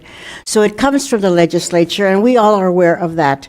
So when it trickles down, the pie is divided into 81 school districts, so we get a very small sliver of the pie compared to what the legislature usually appropriates. But with this, and going back to where we are at within this district, again, it is a beginning, but we're far from it, because the goal is to recruit, but especially maintain classified employees, because a mobile classified staff is, of course, beneficial to the children in the classrooms and our teachers as well, because there is then a skilled classified staff that is there for our kids. So I'm very happy as to where we are at. There were very many passionate moments, but it's because I'm a passionate woman and a person, and many of my team members are as well. But I appreciate the district team and their ability to want to move forward with where we are at. I do appreciate Gabe, also Mr. Ellison, because he did provide the necessary information that we needed, and I know we challenged you at time, Ed, but I think he took the challenge well. He's laughing. Ask him for some money now. And so again, I appreciate the district team. What I liked about this district team, I'm going to call them rookies, because there are many principals that are new to the district team, and I'm very glad that there is, because they need to be very much aware of the collective bargaining process, where we are, where we begin and where we end, and rather than just getting up the agreement and looking at it when it's necessary. So I'm glad to see that there's a lot of rookie principals and assistant principals on the team, because it is quite a learning experience for them. And and so as far as my team is concerned, I have a very team that is skilled, professional, very passionate, and they keep me grounded, and they let me vent when I'm angry. And so I would like to recognize them. So we have Mr. Leonard Almaguer, who represents the Fiscal plant. And stand up. Leonard, stand up. And again, you know, what we did for the licensed trades, we've been trying to do for the past 3 years. And this time we were able to do it because our licensed trades, they are skilled professionals. They go to school. They continue their continuing education units. And I'm pretty sure the district, as you are personally, would like a skilled licensed trade. I mean, you wouldn't want just anybody to go into your house and work on your electricity, right? Yeah. So anyway, so we're very pleased about that because we're close to the market value, kind of, sort of. We're getting closer. But we're getting closer. And so I'm very pleased with that because we've been trying for about 3 years for that to happen because we want our trades to stay in the district. We don't want them to be a stepping stone to go to better places and I have to tell you that Leonard did a fantastic job at gathering information and giving it to the district team, and it was quite an eye-opener, huh? Absolutely. So then we have Melissa Ames, who represents the EAs, and Susan Comer, that also represents the educational assistant, Sandra, that represents the secretary clerical, and we have Chris Arieta, who represents nutrition services. So again, I think I have and Mr. Minus McLeod is not here, but again, a very valuable, knowledgeable person that's been on the team for quite so many years. So this is just the beginning. We need to do some more negotiation when it comes to allowances. Plus, this year we bargained the whole agreement page by page, and Dr. Ewing, you're always welcome to step in and visit with us. Thank you. I will come.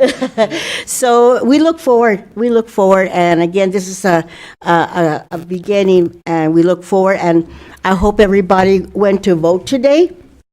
It's a very important day because we want the right legislators to sufficiently fund public education.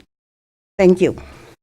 Ms. Valdespino, I have no idea how this vote is going to turn out, but I think all the people that participated in it really deserve recognition for a lot of hard work and working together to bring this proposal to the board. So could they all stand just for an instant so that we can all recognize them? Yeah.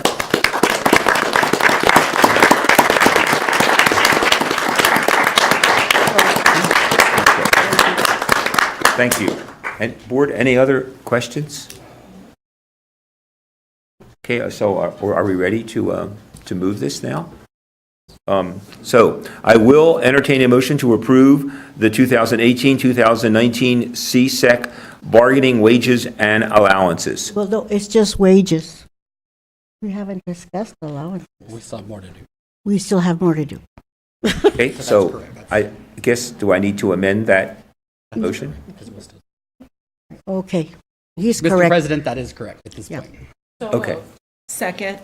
Okay, so it's been moved by Senora and seconded by Vice President Dahlman. All those in favor? Aye. Aye. Any opposed? No opposition. That motion passes unanimously. Thank you.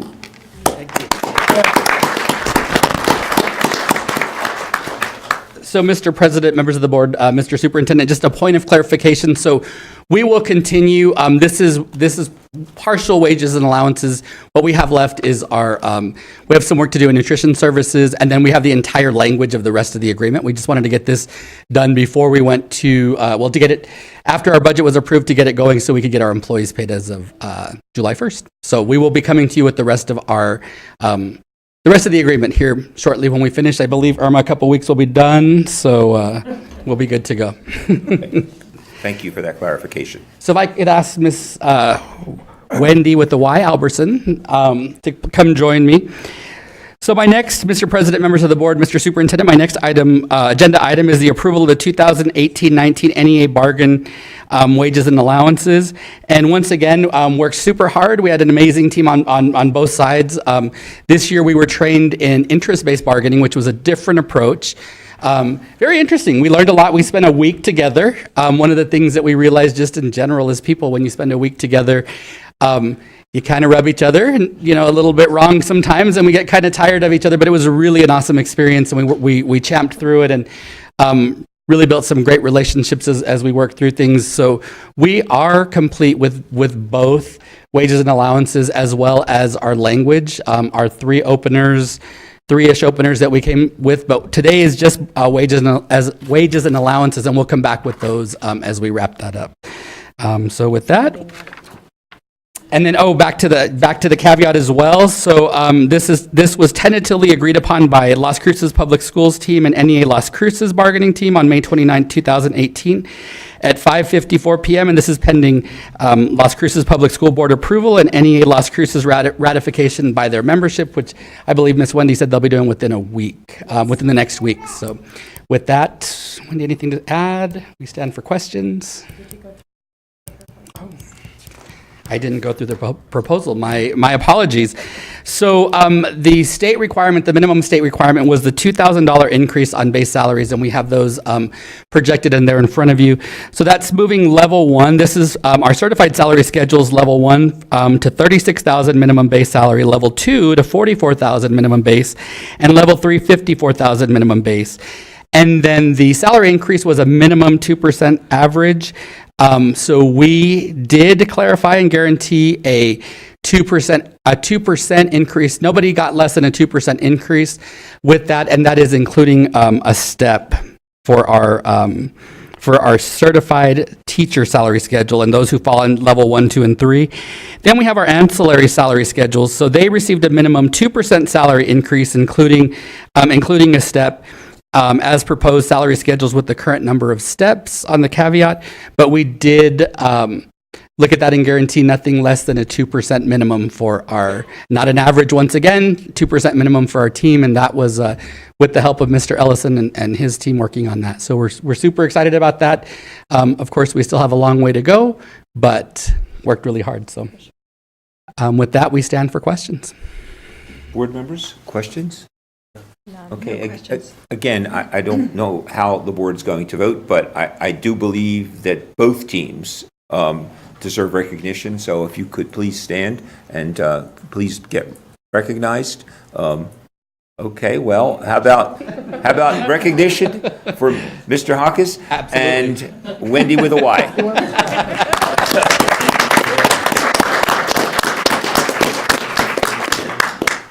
Just want to say that we going through salaries, or rather wages and allowances, is definitely a new process for me, and there was a big learning curve, and I think Gabe and Ed were incredibly patient, as well as the rest of the team in us No learning one that. has mentioned Dr. Lozano, so thank you for bringing him up. High five. And Jed Hendy, I mean, the team, who else am I missing? Dave Greenberg. Your people are here, my people are not, but that's okay.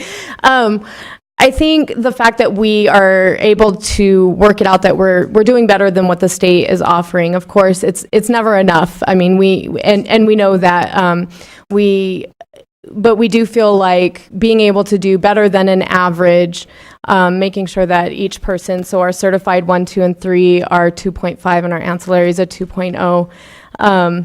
We think we're headed in the right direction. And I think through this process, the interest-based process and the many questions, like Ray said earlier, the many questions, I think the district has been agreeable to answer those questions, and we appreciate that. Okay, so at this point, I will entertain a motion to approve the 2018-2019 NEA bargaining wages and allowances. So moved. We have. Second. Okay, it has been moved and seconded. All those in favor? Aye. Aye. And opposed? This motion carries. Thank you.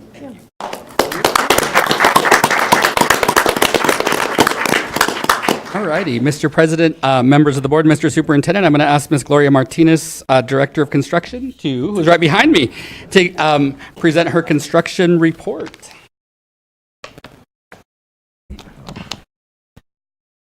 Mr. President, members of the board, Mr. Superintendent, I'd like to present my construction project report for this quarter. And I have control here. Okay, first we're going to talk about our major project, which is Las Cruces High School. And these are some of the areas that have been completed. And on the right side are the 6 tennis courts. Those are already completed, and students are already utilizing those. And then our basketball courts on the left side. Here we have our main gym north entrance with a large sign with a bulldog, which you can probably see from here. That's how big it is. Here we have the main gym east entrance.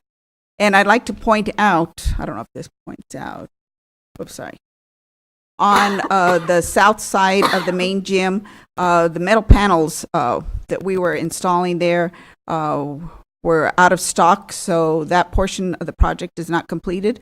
We just heard this week that the panels will be in next week, and we're going to come back and finish that part of the roof. Our next pictures are the main gym lobby. And then here we have the courtyard. And then here we have the greenhouse. It's on the south side. We have the exterior and the interior of the greenhouse. Cool. And then here we have the ponding area, because I don't know if people remember, there's been a lot of flooding in that area. So we made sure when we did the design that we incorporated a lot of drainage so that the school would not flood. And this is on the south side, right next to Al Paseo. Gloria? Yes, sir. Could you go back? So can we not afford gravel to go on top of that dirt that's in there? This picture was like 2 weeks ago. So we have gravel? So, yes, and it'll have material in there for the ponding so that the water can go down so that it won't be sitting there. Mr. President, I'm sorry, I should have asked. No, that's okay. The other I don't like the thing, dirt either. when we are, if you go back a couple of slides, go back another one, maybe another one. So when we're walking in between these buildings, I was there on a Sunday for a program where the football coach had each student tell a story about their the most important educator in their life and why. It was a very touching assembly. But walking in, it was one of those days of heavy wind here, and there was sand blowing everywhere. Can we look at, there's some spaces where I think if it were an office complex, they would probably plant flowers. Do we have any money to put gravel on any of that sand that's there? Correct, Mr. Superintendent. How long ago did you go? I'm looking. Couple of weeks? It was a month ago. Or Okay, correct, because they're still finishing up the landscaping. So they're working right now on the punch list items, and the landscaping was the last part. You look at that when you Yes, go so over. there's and- still some areas, especially like around the ponding, that has not been landscaped yet. Okay. But that's still in their contract to do, and they're working on it now. So before you sign off on the punch list, if you'll remind me, I'll look at Dr. Sanchez. We would love to go walk that building about 2 PM in the heat of the night. Sure. Heat of the day. But we want to go walk it, Okay. and then I can show you Yes. in case they haven't fixed it. Okay, sure. Thank you, Mr. President. Okay, and wanted to explain, we are about 90% complete. During the construction of the classroom wing, which was D and E, we found some structural issues with the roof. Those issues have since been resolved, but because of the timing of the structural issues, we were unable to complete the roofing project during the regular construction phase. So we're working now with a contractor on some of the pricing, and we hope to have roofers back out on the project starting this July, and that portion of the roof is not going to be completed until December or January of next year. And let me show you some areas. There's the floor plans, and that's all of Wing E. That's the science room. So right now, where the science rooms are being housed at, they're going to remain there until the following semester. Also, because of the safety of having to tear off that roof, we're having to vacate some of the areas there that are in gray, and those are the ROTC and some SPED classrooms. And the school is aware of these issues, and they're going to relocate those students in those classrooms during next fall semester. So we're still, so could you get me a meeting with the contractor? Because we were guaranteed this would be done when? Well, the contract completion date was in April. Yes. But this is a change order, and this is due to a structural issue, which really didn't have to do with the contractor. It was a structural issue, could not be done because of the safety of when we started removing the roof, the whole entire roof was coming apart. Did So, the contractor build the roof, or did we no, build? we did. It was the existing roof. It was an existing So roof. we were remodeling, replacing the roof. So as we Okay. were removing it, All right. the deck and everything was coming apart, so we had to stop that portion of the project. Sure. And we are negotiating now with the contractor on a price. We're hoping to get them back in July. Okay, I understand. Thank you. Yes, Senora. Yes, thank you, Mr. President. And Ms. Martinez, I've been in these buildings, and they have told me that there are cracks on the floor that are now going up the wall. Is this the structural issues that you're talking about? Mr. In President, this area? Mr. President, Ms. Flores, no, there were some cracks in the gym, and I have gone back to the contractor, and they're going to address those. They were in the floor, and they were going up on the wall, but they will be addressed. What about the science wing? Have you seen cracks in the floor there? No. Bobby, can you walk the building with her and all of you guys huddle together with your 100 years of knowledge and help us there? He's looking at Jed. Mr. Moody would know. And, I'm not that old. yeah, The three of you. I have one more question. Okay. And I also wanted to, it was reported to me that there are teachers that are sitting without HVAC, either heating or cooling, in different rooms in different locations. Can you please investigate and see where that is happening? Obviously, the teachers the staff's not in the building right now, but I think it warrants a search to see where it's not functioning. And I'm sorry I didn't get more information. I was in a hurry. If you want me to, I can probably find out exactly where these rooms are at, but it doesn't sound like it's a good situation for the future. Mr. President, Senora Flores, if it's in these areas, they're correct, but they shouldn't even be in these areas because those are still sealed off. Okay. The construction activity is going to happen in there. There are no air conditioning Nothing- units in those areas. Okay, D and E, but I Correct. don't think. That's the northwest area only. Okay, all right. I'll check and make sure that it's not in those, and if it's somewhere else, I will let you know. Okay, and then I will check into that and I will Okay, get back with thank the you. board. Dr. Lozano is telling us, so you help me. Mr. President, Senora Flores, yesterday we were at Las Cruces High School for a training, a PSYOP training, and I know there were some issues in Wing B, but I do know that the HVAC people were out there Okay. trying to address it, so it might be that, but I Okay. think definitely they'll look into I will double it. check again to make sure. And you said they were working on B wing? On B Wing, correct. Okay. Yeah, and there is a summer academy, I believe, happening, or something's happening on the bottom floor. The top floor is where we were at, but I know there were people there, Okay. HVAC people working on it, but, it may be somewhere else, hopefully not. Okay. Thank you for sharing that. Okay, and this is what, right now, that D wing looks like, because we have not done any work in there. Once we finish with the roof, we're going to go back in and finish all of that area out. It was unfeasible to go in there and finish the area and then do the roof, so we're going to wait until after the roof is finished. So these areas, like I said, they don't have heating and cooling in them yet until after we do the roof. Okay, now we're going to Mayfield High School, and this is the exterior. This is a kitchen remodel and restroom addition. And this is the new parking lot we're going to do there on the north side. And this is the new kitchen. And this is the new entrance, and then the restrooms there on the side. And that's all I have for right now, and I stand for questions. Board questions? No more questions. Okay, I think For we've me. asked all of our questions. Okay. Thank you. Thank Ms. you very Martinez. much. Excellent.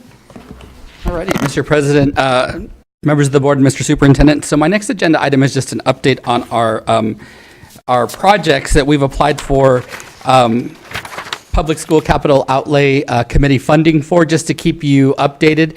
So just to give you kind of a brief explanation, so we've gone to the Council for Matching Funds of Projects.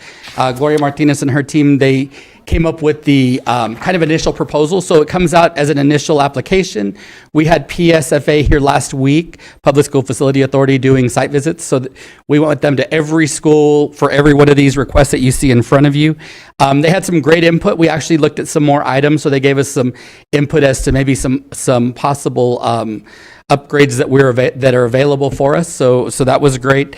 A couple of these on here are they qualify for safety and security upgrades. So if you recall, the state set aside $40 million for that, $10 million a year.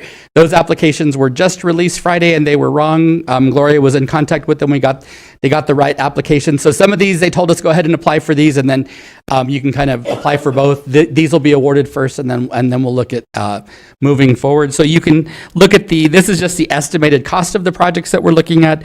The state match 66%, and then our district match, what that would look like. The majority of these are coming out of our bond. They're bond projects. Some of these would also come out of possibly some other capital outlay funds. Two other things I want to add. So I did not have this on this latest one, but there's a couple of security projects that we are working on as well. So the total for these projects is $12,991,000. Again, that's an estimated cost. We're looking at a security upgrade here and at the TLC.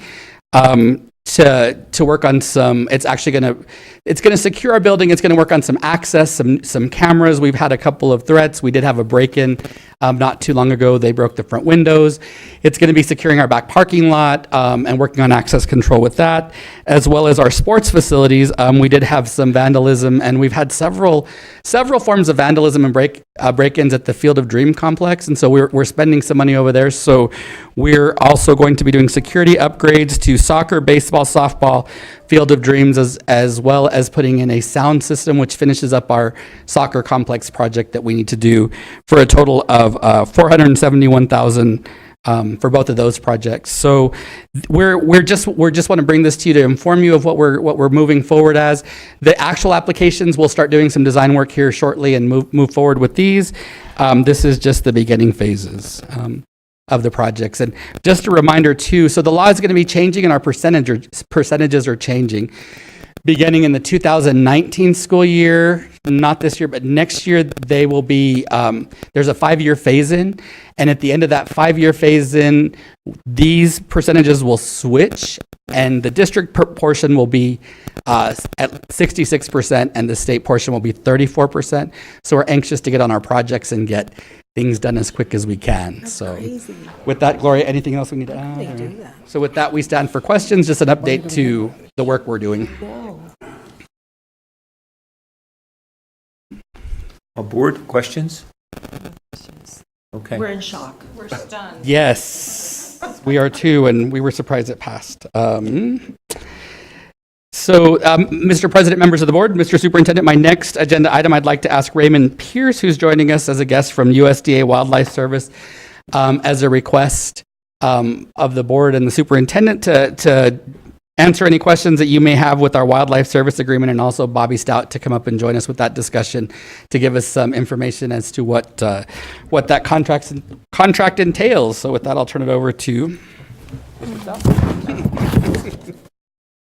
Good evening, President Franks, members of the board, and Mr. Superintendent. My name is Bobby Stout. This is Mr. Ray Pierce of the USDA. We understand you have some questions for us concerning our agreement that the physical plant has with the USDA as far as wildlife management. So we stand for your questions, please. Yeah, so I think the issue was pigeons, and they were causing a health hazard. So, we needed to take some steps to remove that health hazard. So what I would like would be some kind of elaboration on how that was done and Process. what methods were used to convince the pigeons that hanging out around here was not a good idea. Very good. You want to address? Yeah, I'll get into that. Thanks for having me, first of all. Having some pigeon issues, that's kind of an everyday thing here in Las Cruces, and it typically, especially your pigeons and your doves, they're structural roosters, and so they like to roost in fancy buildings like Las Cruces High School. The biggest issue we had on that was actually at Mayfield High School, because they like, you've probably all seen them little cubbies up in the structural stuff there, and they love to roost in that stuff. The problem with that is the amount of fecal matter that they collect, especially in those nests, and there's a couple different diseases involved in that, mostly fungal diseases as the fecal matter dries out, and that type of stuff goes through the air conditioning systems and that kind of stuff. As far as removal of that, most of that's, especially in the schools or anything within pretty much the county now, it's all hand catch, or we use like a cage type trap on the roofs. Very discreet. They're shaded, they're watered. It's like a chicken coop with a one-way door. And what we do is we fill it full of corn, and we leave all the doors open, and we train them pigeons to go in there for about a week, and then one day we close the doors, and they all go in, and then none of them come out. I know in the contract originally there was some questioning about some DRC 1339, which is a pesticide used on pigeons or starlings and that kind of stuff. What we actually amended the contract. That a lot of those contracts are older contracts, and it used to be, it's better to have it, not need it type concept. Since then, it's not the only contract we've had that issue. We've gone through and removed that, because there's never going to be a circumstance where I'm going to use any kind of poison or pesticide, especially on school properties, much less any of the city or airports and that type of stuff. That product is still used by USDA, but it's primarily used in your feedlots, dairies, that type of stuff. And even that's starting to get pretty rare. So I know that was one of the big issues on that. Yeah, as far as the removing of pigeons or other, Eurasian doves or any other type invasive species, or even native species, it'd mostly be all hand catched or hand caught, and then cage traps. Thank you. Okay, yes, thank I'm you. looking at the Mayfield teachers out there realizing what's happened. So thank you for catching the birds, and safely Well, removing them from the building. So, And Mr. President, Yeah. I do know that Mr. Huck has worked with them on amending the contract, and can we assure the board we have amended the contract? And so we did take out that chemical from the contract so that even though they still may use it on other facilities, it's not in the contract with us. Okay, I think that is a good move. I mean, I think that was the concern by a lot of people, and that's why, we have brought this issue forth for discussion and action, so. absolutely not. And I think it's important to note, even though, as an agency, we have those tools available, that particular, in quite a few of our tools, that's just not something that I decide one day, I see a pigeon and I'm going to apply it. It doesn't happen that way within our agency. 1339, it's a restricted use pesticide. It's highly regulated. So to use it, it would have to go through both a district supervisor and a state supervisor, and it's got to go through quite a few steps before it would have even made it to you all. And that would require, basically a sign off, from the big guy here, for it to even happen. So I don't want you to think it was, that it was a small thing that even could have happened. But like I said, a lot of our contracts are older contracts, and they used to just throw everything on there. Everything that was on, a tool that was available, they threw on those contracts. So.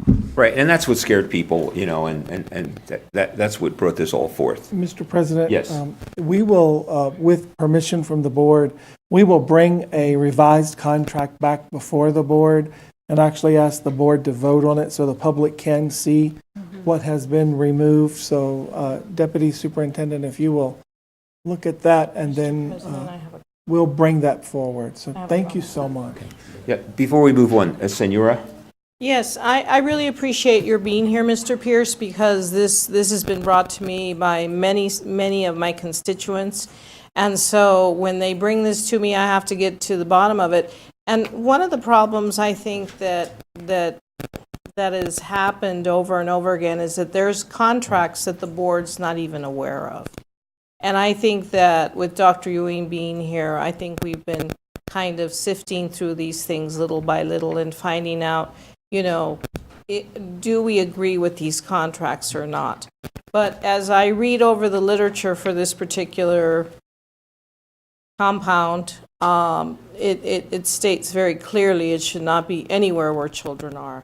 And so I appreciate your work on it. I appreciate your addressing our concerns and our constituents' concerns, because this is too important to. I noticed they put it in breadcrumbs and popcorn and things like that to feed to the birds, and that would be horrible. And then you have to wear special clothing to remove it or to apply it. So good luck with catching them by hand. I have a grackle in my backyard that really bothers me all the time. But you're welcome to come over and catch that one. So I appreciate your work. Thank you. Yes, thank you. Thank you, Mr. Pierce and Mr. Stout, for this. I also have a few nuisance birds, but, okay, thank you very much. Thank you Any very other much. Appreciate board, it. Any other questions? Thank you. All good. All right. All righty. Mr. President, members of the board, Mr. Superintendent, my final agenda item is just a quick update on the bus task force meeting that we had, and Mr. Sean Barham will be presenting that. Thank you. Thanks. Mr. President, members of the board, Mr. Superintendent, we're going to dim those lights just a bit. This presentation looked awesome on my little screen in my office. When we came to practice it here, it needed some sharpening. So, and just a quick note, as former vice president of the Mesilla Valley Audubon Society, I keep a really close eye on Mr. Stout, and I love grackles. So let's get to transportation. I have one you All right. We have been, when meeting, originally there was a task force, a transportation task force made up of various members of our LCPS community here. That kind of evolved into a working group. But before I dive into that, I just want to give you guys a real quick nutshell version of what transportation at LCPS looked like this past year. We transported an average of 7,277 students on any given day to and from school. That includes about 500 students with special transportation needs. We used a total of 124 buses for our to and from transportation. That's exclusive of any field trip activity buses. And we drive about 9,319 miles each school day, which totals up to about 1,612,221 miles for the year. Again, exclusive of field trips and special activities. So that is a lot of time on the road. So with that, even though we've got a lot of time on the road, a lot of flight hours, so to speak, there are current issues going on in the world of transportation.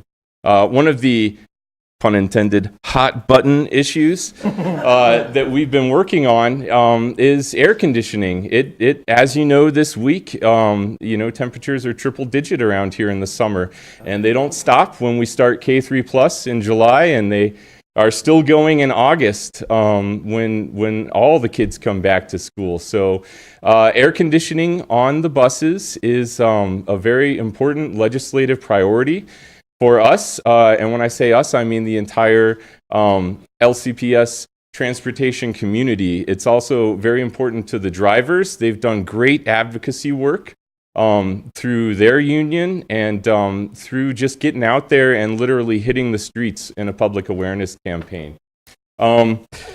There was some good news on this front.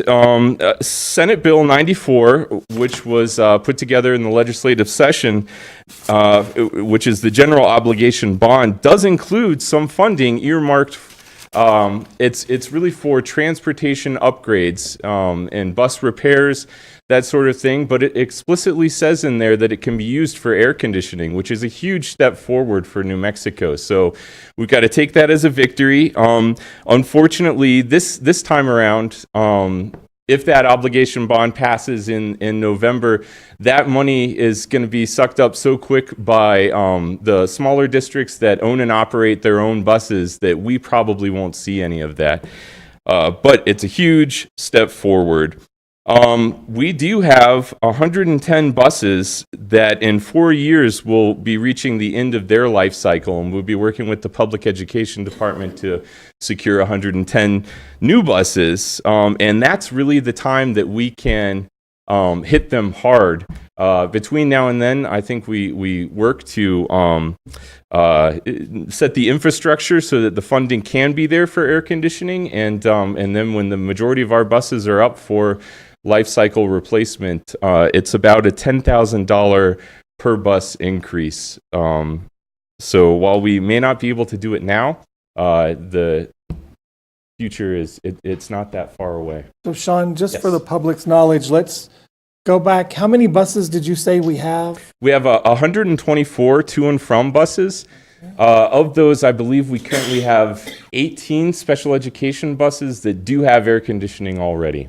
Okay, so if we, 6 buses, if we were to air condition every bus today, 100, help me, Mr. Frank, 106 buses at 10,000 a bus. 100 or a million. Yeah, we're over $1 million, right? Mr. Ellison, do we? There's a And Mr. President, Mr. Superintendent, apologize about my curt response, but my initial response is no. But no, we don't have the funding to do that. And I know Mr. Barham will address some other issues that we have with the buses as well that have significant costs. not the last time you're going to say no. We've looked at who actually owns those buses. It's much more complicated than you think. So even if we were to air condition them, remember, busing is outsourced. And so that's another issue, an area of contention. And we've actually been speaking with one of the legislators from Gadsden who's willing to introduce some legislation to assist the state in bringing busing back in. And so if the state were to approve that law, we would certainly comply. Thank you.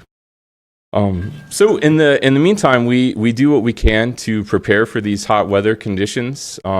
As we have in the past, we take several preparations, beginning in K3+. Actually, beginning at the end of the school year here in May, Ms. Sandy Pugh and her team put together a kind of PR campaign about hot weather that we were able to release through the website.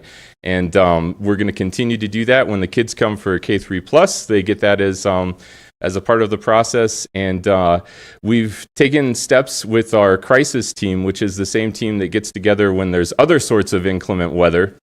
We've taken steps to outline what we would do if there was an extreme heat event during the school year. So we are looking towards that. Mainly we look at shortening routes. We are able to our longer routes, for instance, up to Radium Springs, during the K3+, we're going to use a couple of the air-conditioned special education buses for those routes. For other routes, we've done everything we can to shorten them, and we'll be making sure that before the kids get on the bus, they're fully hydrated. So whether they want to or not, they're going to get some water. And Mr. President, if I may, Sean, will you, so coming from Georgia, what do you call an extreme heat condition here? That is a wonderful it's hot. question, Mr. Superintendent. And then I'm sure Sandy's given us, at what point are students and the driver not safe on the bus? Are we looking at outside temperature and then using some multiplier to determine what the inside of the... Okay, and so do we have any of those numbers for the board? So there are several thresholds. For instance, the New Mexico Athletic Association uses a heat index, which is not just dry bulb temperature, but an index, the feels like temperature, which includes humidity, which thank goodness we're not Georgia. But they use 104 as their threshold for outside activity. But that's looking at strenuous activity in the direct sunlight. It's a bit of a different threshold. When we look at school districts that are faced with our kind of similar climate or even a bit hotter, looking at like Las Vegas, Clark County School District, and some of the districts in Phoenix, they use 130 as their threshold for ceasing all outside activity. So we're somewhere in the middle. If an event is forecast where it looks like it is going to be around or above that 104 degrees, that's at the point that we'll convene the crisis team and come up with any emergency preparations, which could include maybe shortening the school day, early dismissal. If it's an extreme event, that would be something we'd look at. And how many buses are we using K3 Plus in July? Oh, goodness. I don't have that number off the top of my head. Linda, do we have? So we just want the board to remember, we're busing students in July through the K3 Plus program, and we only have 18 that are air conditioned, and those are small buses. So when the bus drivers tell us that this is an issue, it really is an issue. If we could, can we get that information? And email the board? We would all work together. So we'll email that to you so you know how many buses we're actually running in the summertime that are not air conditioned. So one of the other things that we're real excited about in the world of transportation is there's been a real emphasis on positive behavior supports and working with the drivers. One of the things that we're especially proud of is that we've ceased the punish all on the bus for one's behavior, which is the old, if you were ever vacationing on your parents and they said, I'll turn this car, they might have been driving a bus, but this car ride around, if your sister didn't calm down or something, that used to be the dynamic. One kid misbehaving, and the whole bus would turn around, go back to the school, causing stress on the part of not only the students but the driver and the parents who don't know where their kids are when they're supposed to be home. So we've ceased that. We've really focused on making sure that the incident, whatever it is unless it is an immediate safety concern, in which case the procedure is different and involves going nowhere, not even back to the school. But we've really focused on getting the kids home safely and then addressing the behavior through the school and working with the school, which is the second bullet here. We've really worked on finding a way, and we're still trying to improve on this, finding a way to increase the speed at which the school site administrators, including the counselors, are notified of disciplinary actions, because we know that nothing happens in isolation. And so, a kid who may not act out in class may find that acting out on the bus is in the way to express that cry for help. And so we've actually had several, I think, successful incidents this year of bus drivers noticing when a student's behavior is a little off and getting them the help that they need through the school. We're really working on building that relationship. Did the students pose for that picture? Interestingly enough, this district made a video about bad behavior on the bus, and so the kids were allowed to behave poorly for the video, and it makes for a great screen capture there. We all drove buses one time, and we were encouraged to act poorly, and it was probably the most fun I've had in the last 25 years. Mr. Frank, I really wish I had that picture to put up here. But the final kind of push that we're doing here is we're doing a major revision to the transportation handbook this summer, which it's always published in English and Spanish and published online. But it's in the past it's had very negative a list of what not to do on the bus, and we want to shift that dynamic to what we see in our classrooms, which is what you should be doing, modeling proper behavior. So I'm working on that, and it's going really well. So one of the other big issues that we've talked about a lot in our working group is safety. As with everywhere, safety is a huge issue. We are also revising this summer the bus emergency response guide. It's the equivalent of the 2-pager that we go through with the district of what to do in terms of a lockdown, a shelter in place, that sort of thing. The bus drivers need to be familiar with those terms as well. We've had several incidents this past year where there have been buses on campus during a lockdown or shelter in place. and we can't just not do anything with the buses. So, but also this goes through what to do in case of a medical emergency on your bus and those kinds of things. What you see the kids doing here, we're going to be instituting a change in the way that we practice our evacuation drills next year. I discovered that in a lot of the cases, it's just a talk-through drill, and I feel strongly that evacuation drills, especially with elementary school kids, really need to be performed. It sticks out in my mind from when I did it in elementary school, and so I think you need to practice the way that you're actually going to be doing it. So we'll be changing that. We'll be asking the principals to be a little patient with us on those days, but I feel that's really important. The other thing that we're working on is an awareness campaign with stop arm runners. This is the stop sign that goes out, and this, I think, is maybe the top safety risk in our community is people who just flat out ignore that stop sign and drive around and run the risk of running down a kid who's crossing in front of the bus. So we're working with local law enforcement on that, and that continues to be something that we want to really focus on for next year. Some of you may have seen that the National Transportation Safety Board came out with some new recommendations regarding seatbelts in school buses. It happened to coincide with that tragic accident in New Jersey, but actually came from their research in previous accidents in Georgia and elsewhere. Even though the school bus is still by far statistically the safest way to get a kid to and from school, they are shifting their recommendations from the way that we have. School buses, typically it's called compartmentalization, and the high backs on the seats and the padding has been enough to ensure that the kids are safe in accidents, but they're changing the way that they view that in light of some of these high-speed accidents. So a 3-point harness like these girls are wearing here is what they're recommending now.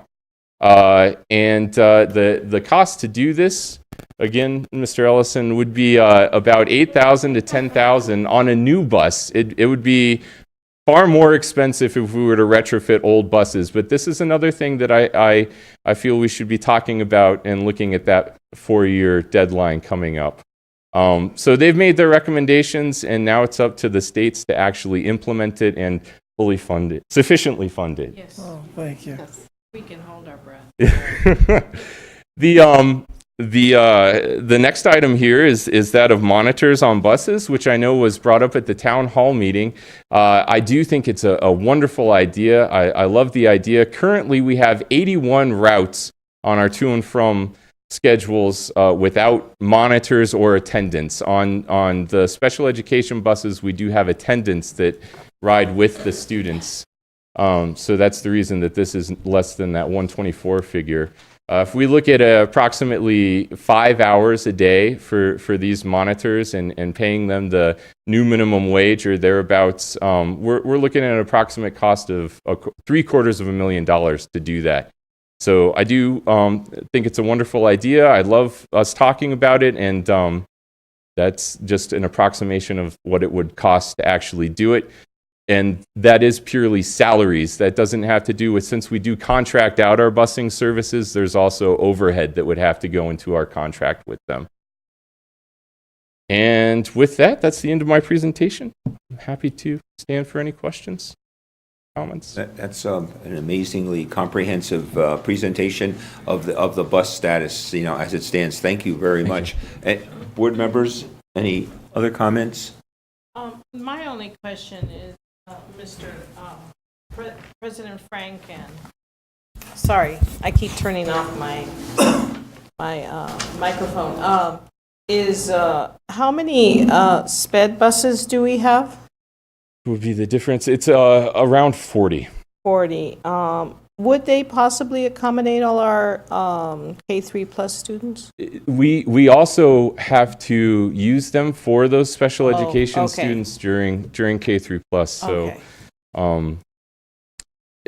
Yeah. Probably not. Then, and how many students fit in the sped bus? Oof. I don't know that number off the top of my head. Okay, yeah.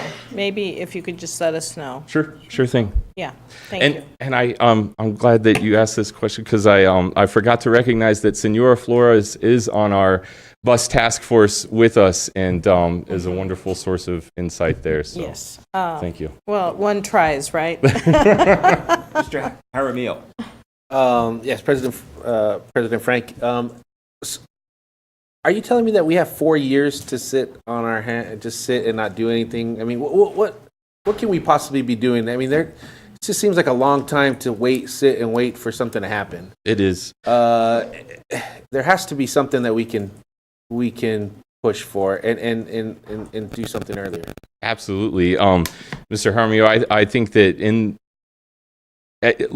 like so many things that we talk about here, it does come down to the legislative funding. I know, again, the Bus Drivers Union has done a wonderful job of reaching out to Santa Fe, pushing really hard. I know that Dr. Ewing and our lobbyist, I guess Dr. Lozano as well, all pushed very hard in Santa Fe for the funding, and that's ultimately what it comes down to. I only bring up the 4-year as kind of a deadline, if you will. I think in the meantime, we continue to push, and all of the community awareness that is going on there with regards to this issue is wonderful. So anything we can do with that And just is one appreciated. follow-up question: if for some reason we were get funding, they somehow funded it, what would happen with our buses? Would we switch contracts? Would we switch it to get different buses that would have these air conditioners, or would they be retrofitted for the old buses? If something were to happen between now and the end of their life cycle, we most likely do a cost breakdown analysis of what it would look like, how far we were to that 4 years.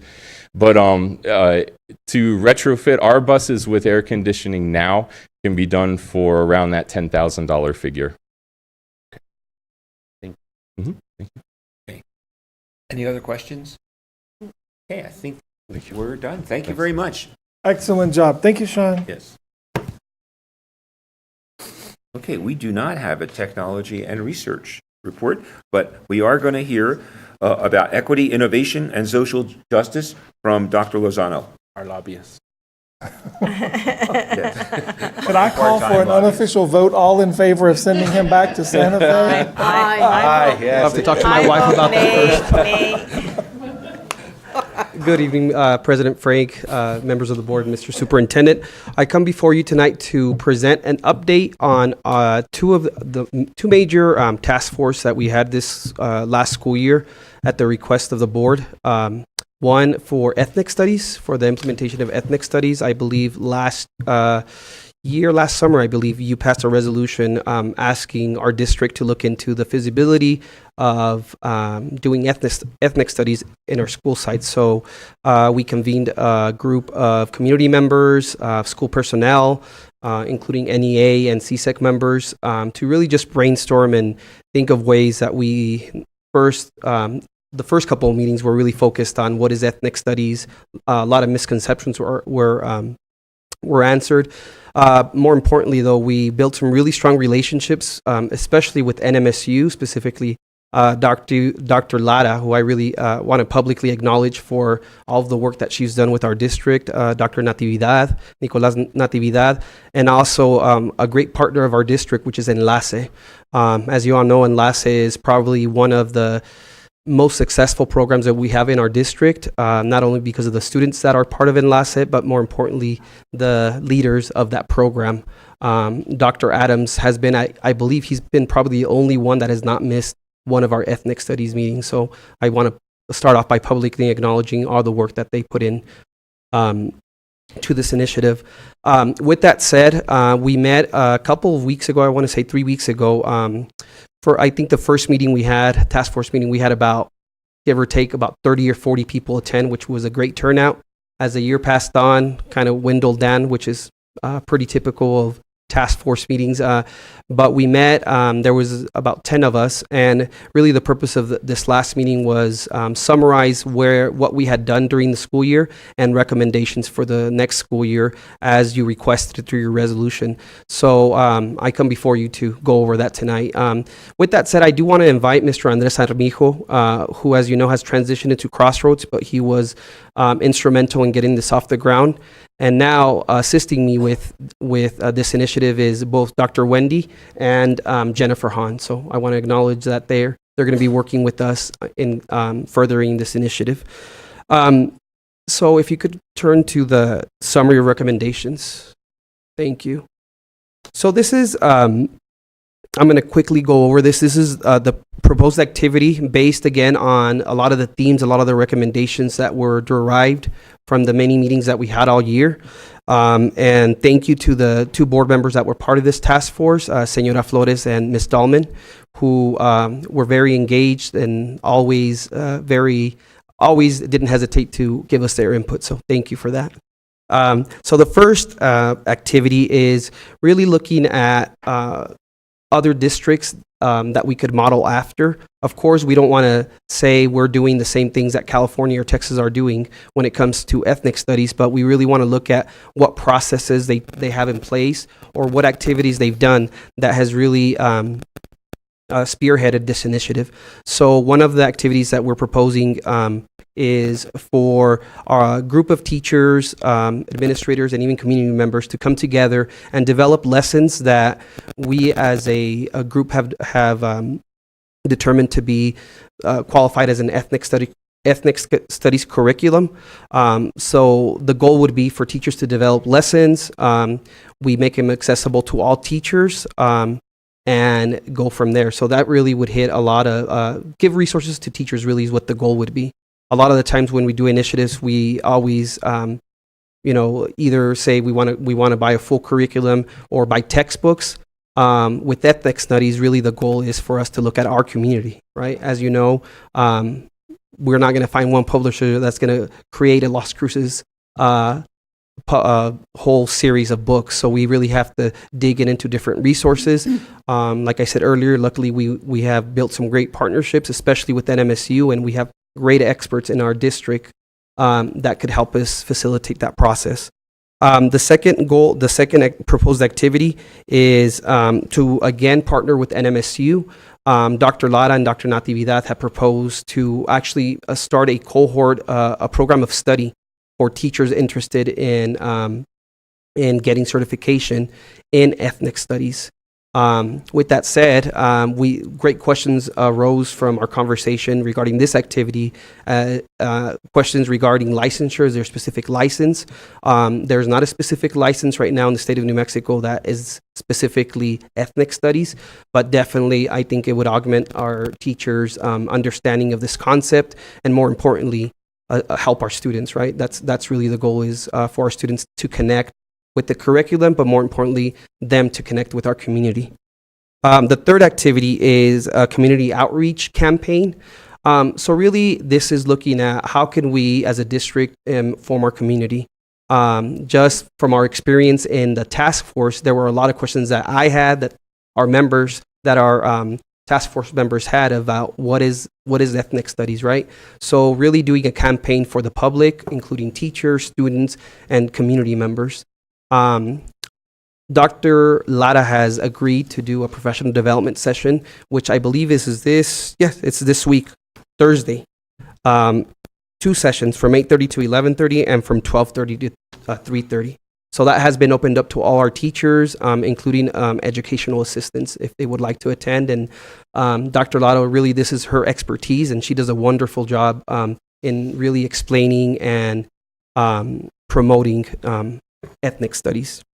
The fourth activity is to continue for next school year with an ad hoc committee to look at the feasibility of actually offering a course in middle school and high school titled Ethnic Studies.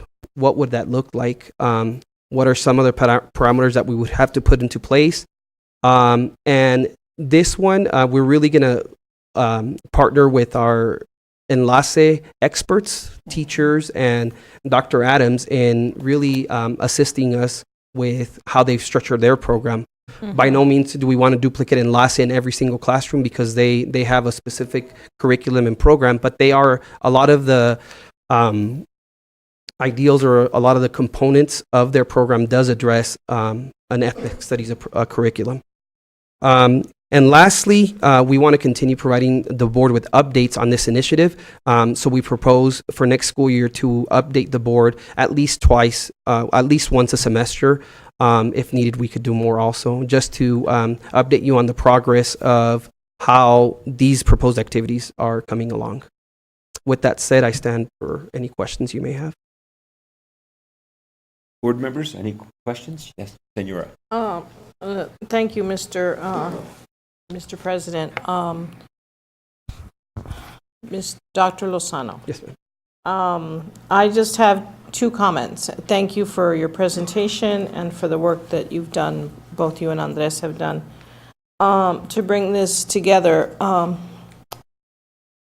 I talked to a lot of people about this, and two recommendations that I've gotten is that we should start early in elementary, which we're not there yet, and then the second recommendation that I've heard over and over again is that we should call it something else so that it's more inclusive.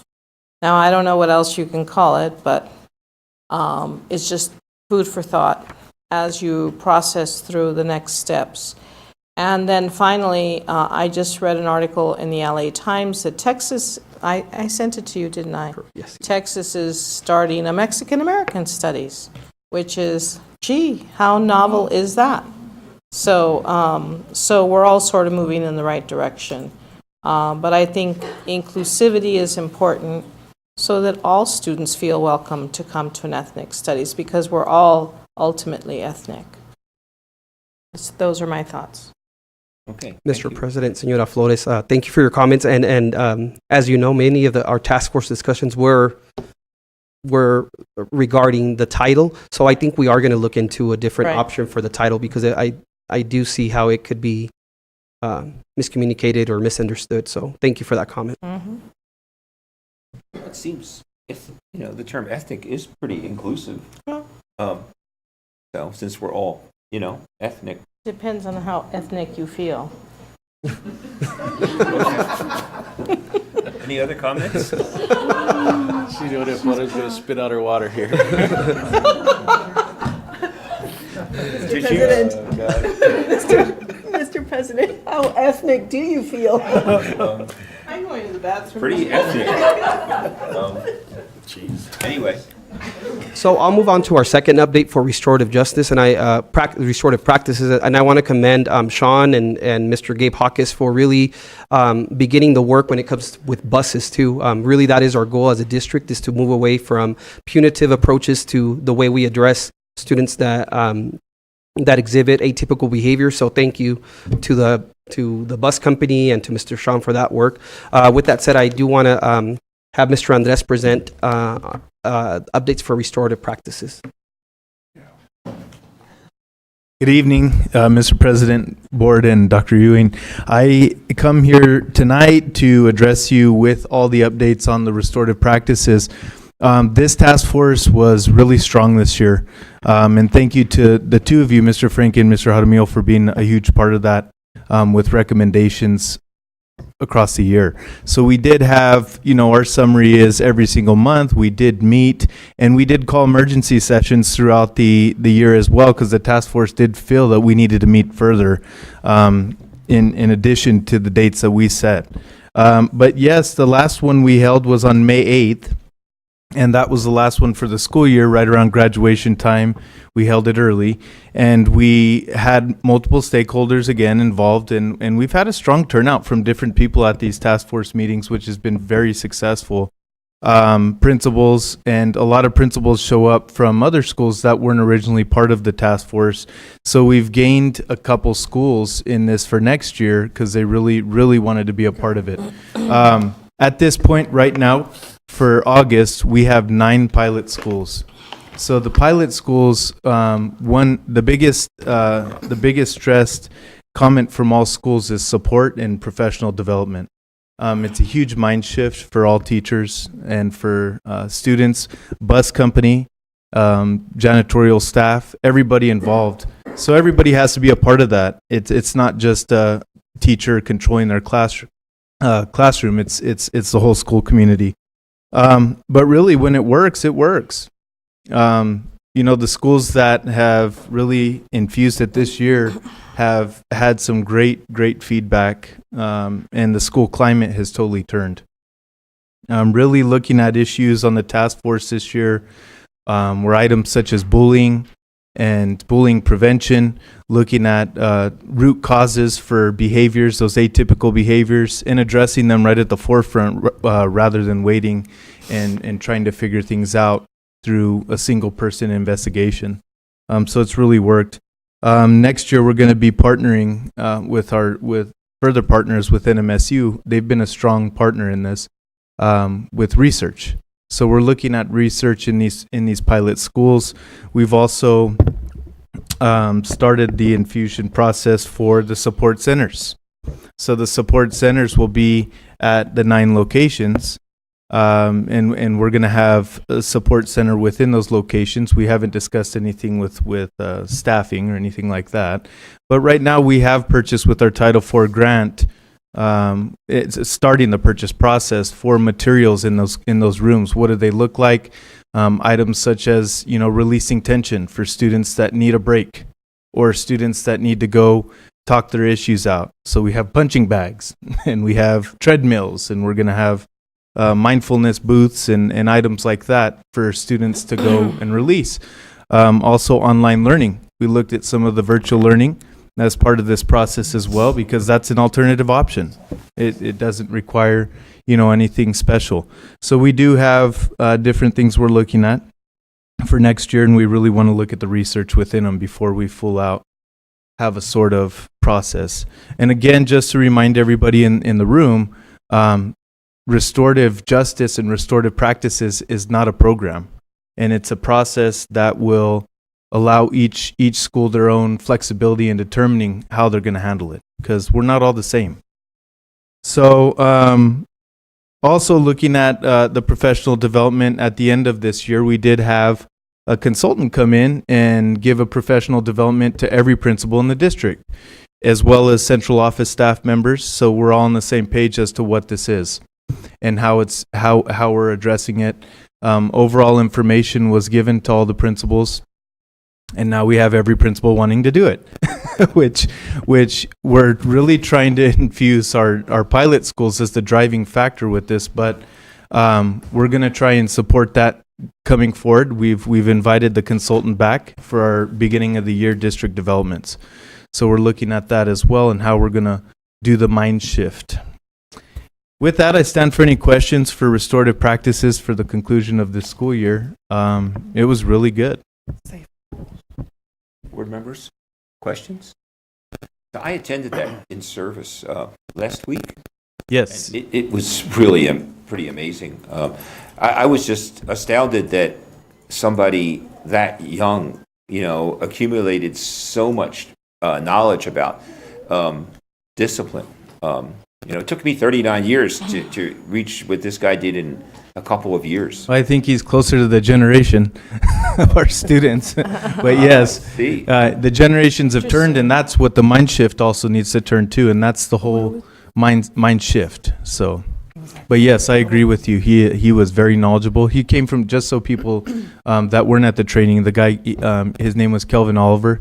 He came from Dallas, and he was a special education teacher, then an education consultant, and then a principal of a school in a low poverty area, which totally infused restorative practices. So all this it was within great. like 10 years or so. Right, Very compacted. We're going to bring him back, and we'll invite the board to join us in our training with him. It's well worth it. Right. He's really excellent, and then I think you'll all really understand what this is all about and why it's so powerful. Definitely. Any other questions? Nope. Or comment? Oh, yes, Mr. Jaramillo. Andres, it's amazing. I wish everyone could see what's going on. Right. I know there's a small group of us that are just excited. I'm really, really excited about this, and I just want to remind you one thing that I said I was going to do that I haven't done yet, that I will follow through with, is looking at policies. There was 16, I believe, I want to say something like that dealt with some type of, or had some type of discipline in there. And I just want to let you, I haven't forgotten, I just haven't done it yet, but I do want to look at them and to make sure that our policies are not conflicting with this new culture change of restorative practice. So I didn't forget about it. I just haven't had a chance to do that yet. And now that Dr. Sanchez is back, he's the guru of all the policies. Oh, yes, and, that's true. you know, when we created this restorative practices task force online, he said, that's the group I want to be in, is the process and the policies. And I said, well, you're welcome to join. So it's starting here. Welcome back. We're getting Absolutely. to it. And that could really be a problem, because some of the practices we wanted to develop could be in conflict with some of the policies that we have in existence. So we have to deal with that, and very, very important issue. Oh, definitely. And so just to note, a lot of those policies we brought up in the task force were dated back to 2006. So we do have to look at it in alignment to our current generation of students. Was that correct? I think there was 16, something like that? Yeah, it's 16, and then there were 32 regulations. Yes, exactly. Okay. All right. Thank you. Okay, thank you. Thank you, guys. Mr. President, if I may, I just want to remind the board and the audience, so Andres is a principal in a school, and he's doing all this work on the side. So job well done. Dr. Lozano, please note that on his evaluation. Dr. Lozano, you are not done. I am not done. We saved the best for last, right? So, Right. Mr. President, if I may, my second item that I have is one of the programs that we have in our district that I am so proud of, and really it couldn't be possible with the people that put it together. So with that said, we're going to do a presentation on our language academies that we instituted this school year. With that said, Dr. Hahn, if you could come up, please, Dr. Jennifer Hahn, and Mr. Aldo Lopez. Mr. President, members of the board, like I said, this year we instituted Language Academy, which was really our goal was to offer our parents in our community an opportunity to take language classes, but also classes that would support them in furthering their education and really just knowledge base. So if I may, Mr. President, I want to, in Spanish, I want to thank the parents that are here tonight in support of Solidarity. For this great program. Muchas buenas noches a todos los padres que están aquí de familia. Gracias por compartir que 2 horas ya van con nosotros, ¿verdad? Muchas gracias por estar aquí y también por asistir a las academias este año. Muchas gracias. Aldo. Buenas tardes o buenas noches en México. Mr. President, board members, and superintendent, and Dr. Gabe. Ed, because he's the man to the dinner, the money. I need to be his friend. He knows who gives him money in the program. I know, sir. I need to be very close to the money. Okay. Thank you for the invitation for tonight. And I want to say thank you to Dr. Hanna, Dr. Lozano. So also thank you for Andres Armijo, because he helped us with the building in Grove Road. Also give the opportunity to use all the installation, laptop, rooms. Also a team or bodyguard right there in the schools. He helped make possible to have security to the parents. Let's go to start the Language Academy start this semester. We have right now we have 12 classes. In the Language Academy we divide in different schools. So we have 5 locations: Crow Road, Vista Middle School, Doñana Elementary School, is Picacho. And in this summer, we added to the Picacho Middle School with Mr. Fred Montalvo. They asked for work with the parents in the summer. And we start today, the first class, Tuesday and Thursdays, in the morning, 9 a.m. to 11 a.m. The program, we have different types of programs. In Crow Road, we have the English classes face-to-face. In this case, we have an opportunity to have professors. We have GD and Español. Either one, we have the diploma in Español. In United States, the GED is offered in English, Spanish, and French. And I was part of the transition when the GED was offered in computer. Right now, we are fighting for the space right here in New Mexico. This is I'm now very happy with this because in Doña Agnes Community College offered to the test, the online test, but they offer only a few tests in Espanol. I guess so we need to talk about this because my understanding is the way they work, we have a lab, 30 computers, and if you sign the morning for 8 a.m., start to make the schedule. 30 space, and either one you have to test in Spanish or in English, you have your spot. Is no way, no reason that my parents need to wait 2-3 weeks for making a schedule for a GED in Espanol. We need to talk with this with the Doñana community because I don't think so this is right. If they register, they need to have the same opportunity to all the Americans, all the people, because also they are American also. So let me ask you, yes, Dr. Wendy, could you help me here?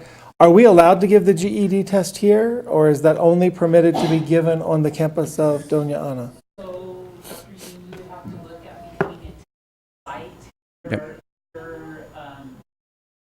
for high school equivalent. Would you embark on that with Dr. Sanchez? So Aldo, we may be able to offer the test on site here somewhere, and if we are able to do that, then your parents would have a place to take it without having to wait so long. Okay, so one thing that we are in discuss about this is for understand about the GED in Spanish or GED in English. We offer this opportunity to the parent because I believe that when they decide to have the high school diploma, in this case or GED diplomas, and they are going to ask for a job, they ask for have the ability to develop a job. They don't ask us the ability to make relation right there. The employer want to have this person going to finish something. They don't ask it to make the friends right there. This is the reason because I believe that we need to offer the same opportunity to the test. Don't make wait a lot of time because like this. I want to make this example. We finish like a math, but for finish and when they finish math for going to the test, they need to wait 3 or 4 weeks. But your time in English is automatically. You know, this is we need to talk about this. Unfortunately, we have only one location right here, Doñana Community College, and we need to look at why we have to this situation. Other thing we have right here in the Las Cruces in Crossroads, we have a computer lab. Of course, we have to our parents they're going to learn to the computer skill, because it's really important because we are in the transition to have to a parent view in Espanol, and this is really important. Only 25% of our parents using parent view, and if we wanted to have to the parent view in Spanish, so we wanted to put all the report cards in our website, we need to educate our parents, and that means we need to help to navigate in parent view. This is the reason we have computer labs. Also, we have Spanish classes, face-to-face, and we have citizenship classes. These citizenship classes, we don't offer to the class. We give opportunity to one organization called La Colonia to offer to this class for parents. It's part of our community deal we have with the different organization. That means we give the opportunity to the user or installation. They help to the parent, part of the parent, they are part of our community. Also, parents they don't have the kids, but they participate actively in the school. Also, we have childcare in Crossroads. We have offered childcare. And Vista Middle School, we have English classes, exactly the same, face-to-face. And also, in this case, we have to use the Rosetta Stone program. And also, we offer childcare. It's Thursdays nights, 6 p.m., 8 p.m. In Doñana Elementary School with Ms. Love, we start with English and Spanish classes with Rosetta Stone. Also include computer classes, Tuesdays in the morning and Thursday afternoons, 5 p.m., 8 p.m., 7 p.m.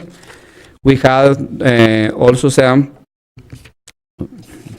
East Picacho Elementary School with the principal Novia, Tarzagona. So right there we offer English and Spanish classes in the morning for parents, Wednesdays morning, 8:30 to 10:30 a.m. Also, like I told you, so we also have to that classes right now in Pikachu Middle School, two sessions in the morning.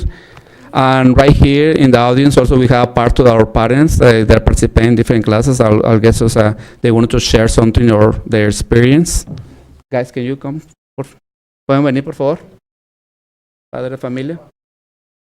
¿Pueden pararse? ¿Cómo? Adelante. Pasa.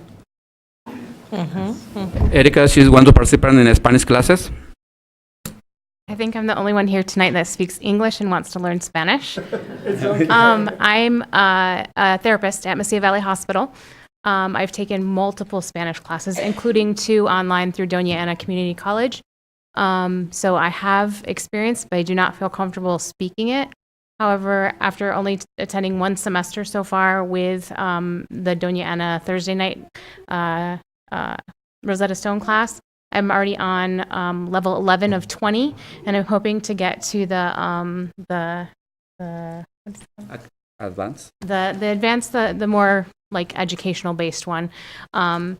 I've started to use some of it with my parents at the hospital, but I still feel very uncomfortable speaking it. So I hope that as time goes on, I'll be able to do it. And I love it. And my 21-year-old also comes with me on Thursday nights. We're fostering, and our foster son wanted to come, but he's too young, so that's fine. We'll teach him.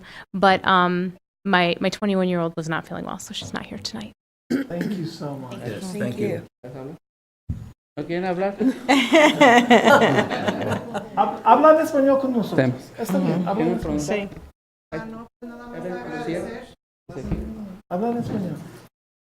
Okay, so, Dr. Lozano, are we going to translate? Sure. Okay, Mr. President, do we have permission? Can we allow this Spanish and we'll do a translation? Of course. Sorry, en mi little English. No tenga cuidado. Oh, my name is Lucia Ortega. En la clase en English. Poquito. Quiero agradecer por los servicios que nos estaban dando por enseñarnos a hablar inglés. Y hablo por todos mis compañeros. She wants to say thank you for all the opportunity to have this English class, participate in these English classes. Also, they had all the friends right here with her. Thank you for this opportunity. Espero que sigan con estos proyectos que tienen para enseñar a la gente, a los padres más que nada, para que sepamos ayudar a nuestros hijos. They want to continue this project, these services, because in the way they can help to their kids to what's happening in the school. Sure. Y para mejorar nosotros también como personas. For the better person. Yep. Muchas gracias. Outstanding.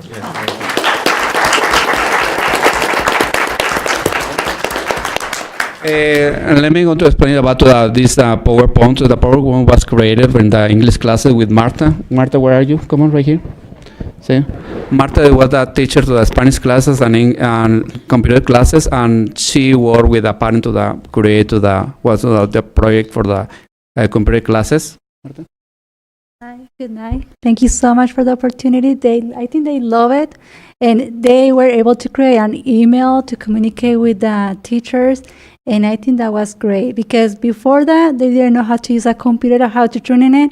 So I think that was great. And the Spanish speaker, I think they love it. I don't know. Thank you so much. Thank you. Thank you. Thank you. So, Ed, can we continue to find money for these wonderful classes? Like $1 million. Mr. President, Mr. Superintendent, we'll always try to find money for programs like this. You were greeted before the presentation. Yes. So we will always try to find money for these programs. And I know, Dr. Lozano, you have title funds too, whatever is permissible. Yes, also in the PowerPoint we put it right there, something benefits we have for this, either one English classes, GE classes, or Spanish classes. Also, I want to add a little about to the, Dr. Lozano mentioned to the Enlace program. Also, in the Enlace program, also right now we're working also for parents also, in collaboration with an MSU, not only one with a teacher or staff, also we work with the parents. We are going to hosting with Dr. Hans different to the presentation with parents. That means the presentation is going to be in español, all of them are going to be in Spanish. At the end of the presentation, the NMSU is going to offer to the on a tablet or my computer for completely free for the parents that are going to participate in the program. This program is only one for the ELS students, and then being parents that have the ELS student, and I hope that we can have to, right now we have a first group, and we're working with migrant persons with the EG campus, working with included more to the parents that have they are in migrant program, but also in the schools, not only when we have migrants, we have a lot of the parents they have the same necessities as migrants, and also we try to cover to the different schools they primarily needed these services. I don't know if you have any question about the program. Yes, Vice President Dalman. Yes. How many students do you have that are English speakers that want to acquire a second language And for English classes? for the Spanish classes?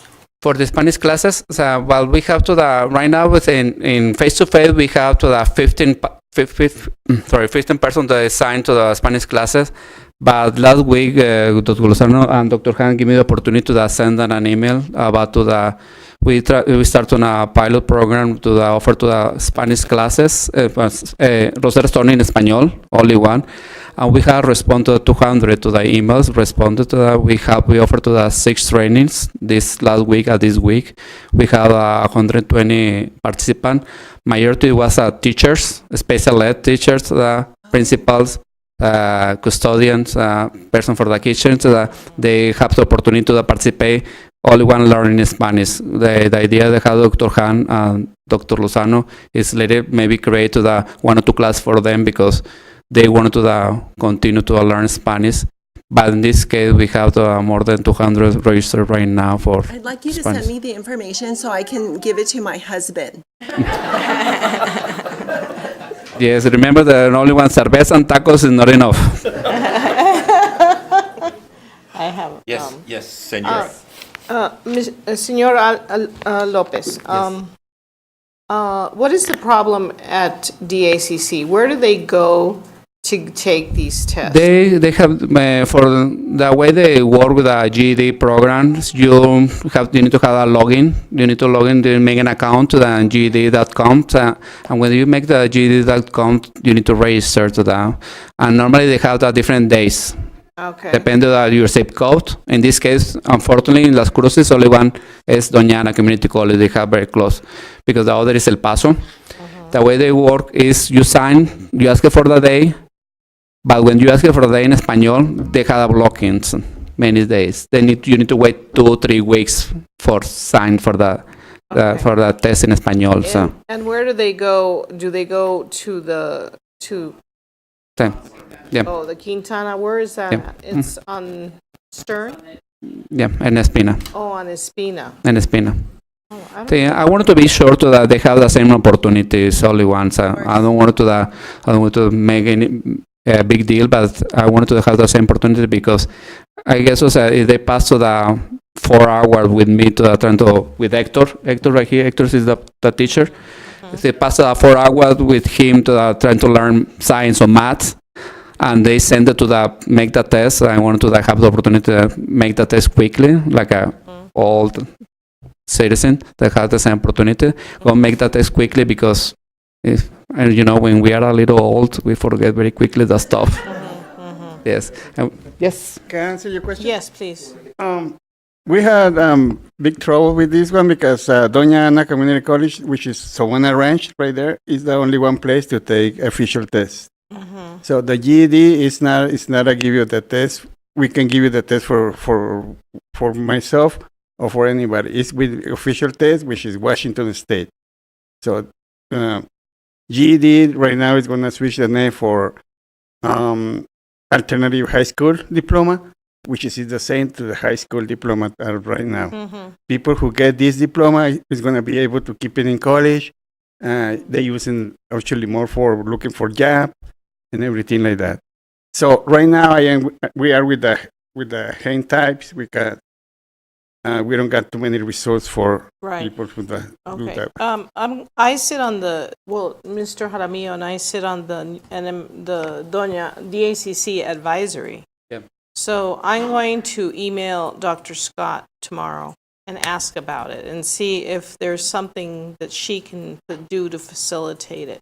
Yes, one of the things that I asked Dr. Han and Dr. Lozano is start to make more relation with the Doñana community college and also with an MSU about the relation about the partner I know we have with teachers, but we talk about the family and community engagement programs. In this case, this is my area, so I work with the families. So I'll go ahead and make contact and also include you, Dr. Lozano, on that email. Will that work? Mr. President, Señora Flores, and I could also, I serve on a board with Dr. Torres, Monica Torres, who I know probably more directly oversees that aspect, so I could also bring it up to her. Yeah, I think she I see her would be good as tomorrow. well. So, yeah, if you could refer them to me or Dr. Han, we'll work with I will that. try and reach out to Dr. Scott. Absolutely. So we'll look at two venues. The first Okay. venue would be DACC, and then I'll work with Dr. Wendy and Dr. Sanchez on seeing what it would take for LCPS to become a registered Well, that's site the or next whatever it step. is. So, Mhm. thank you so much. And may Sorry. I address your students? Yes. Nada más quería decirles que estamos muy contentos de que están aquí con nosotros.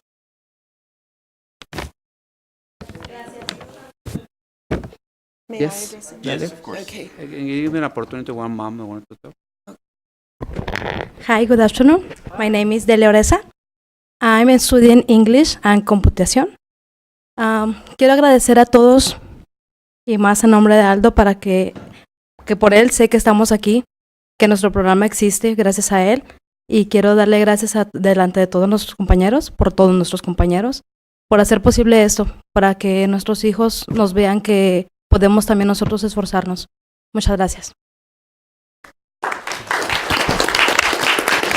Well, I don't know if you wanted to make it translate, but basically says they say thank you for this opportunity to learn English and computer because in this way that their kid feel proud to the mom and dad they can learn English, they can communicate. Yes. Yes. Any other question you have? Yes. Mr. President, primeramente quiero felicitarlos a todos los estudiantes. Yo también, mi primer idioma es español, so yo sé qué difícil es adquirir un segundo idioma, o tercero o cuarto, ¿verdad? So, queremos felicitar a todos y bienvenidos y con confianza. Quiero que se sientan que pueden venir a hablar con nosotros cuando necesiten algo. Es muy importante que ustedes puedan sentirse con confianza y poder escuchar, poder hablar y decir qué es lo que necesitan para ayudar a sus hijos. And thank you so much. Also, muchachos, si hay que dar comida, tamales, al señor Ed. Tamales for him, the money guy, el del dinero. I don't know, so you have any other question? Tamales and tacos, okay. Any more questions, board members, or comments? Well, No? thank you so Thank much. you. Yeah. Thank you. This Thank you, Mr. President. Thank you, board members. Thank you, Superintendent. Thank you, Dr. Jacques. Thank you, Ed. Sánchez, Dr. Han. Thank you so much. Muchas gracias por venir a todos ustedes. Tenemos aquí los niños de childcare también, pues son los que están aquí un poquito desesperados, pero muchas gracias por venir a todos ustedes. Se los agradezco mucho de todo corazón. Y adelante, échale para adelante. Gracias.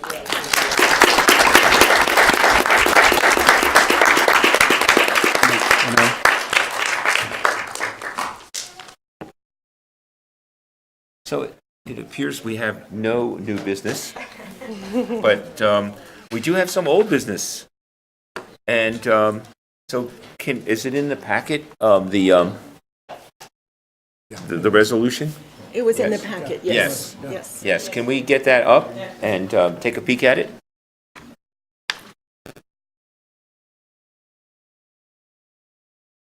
Thank you. It was It's the last one, I think. yeah.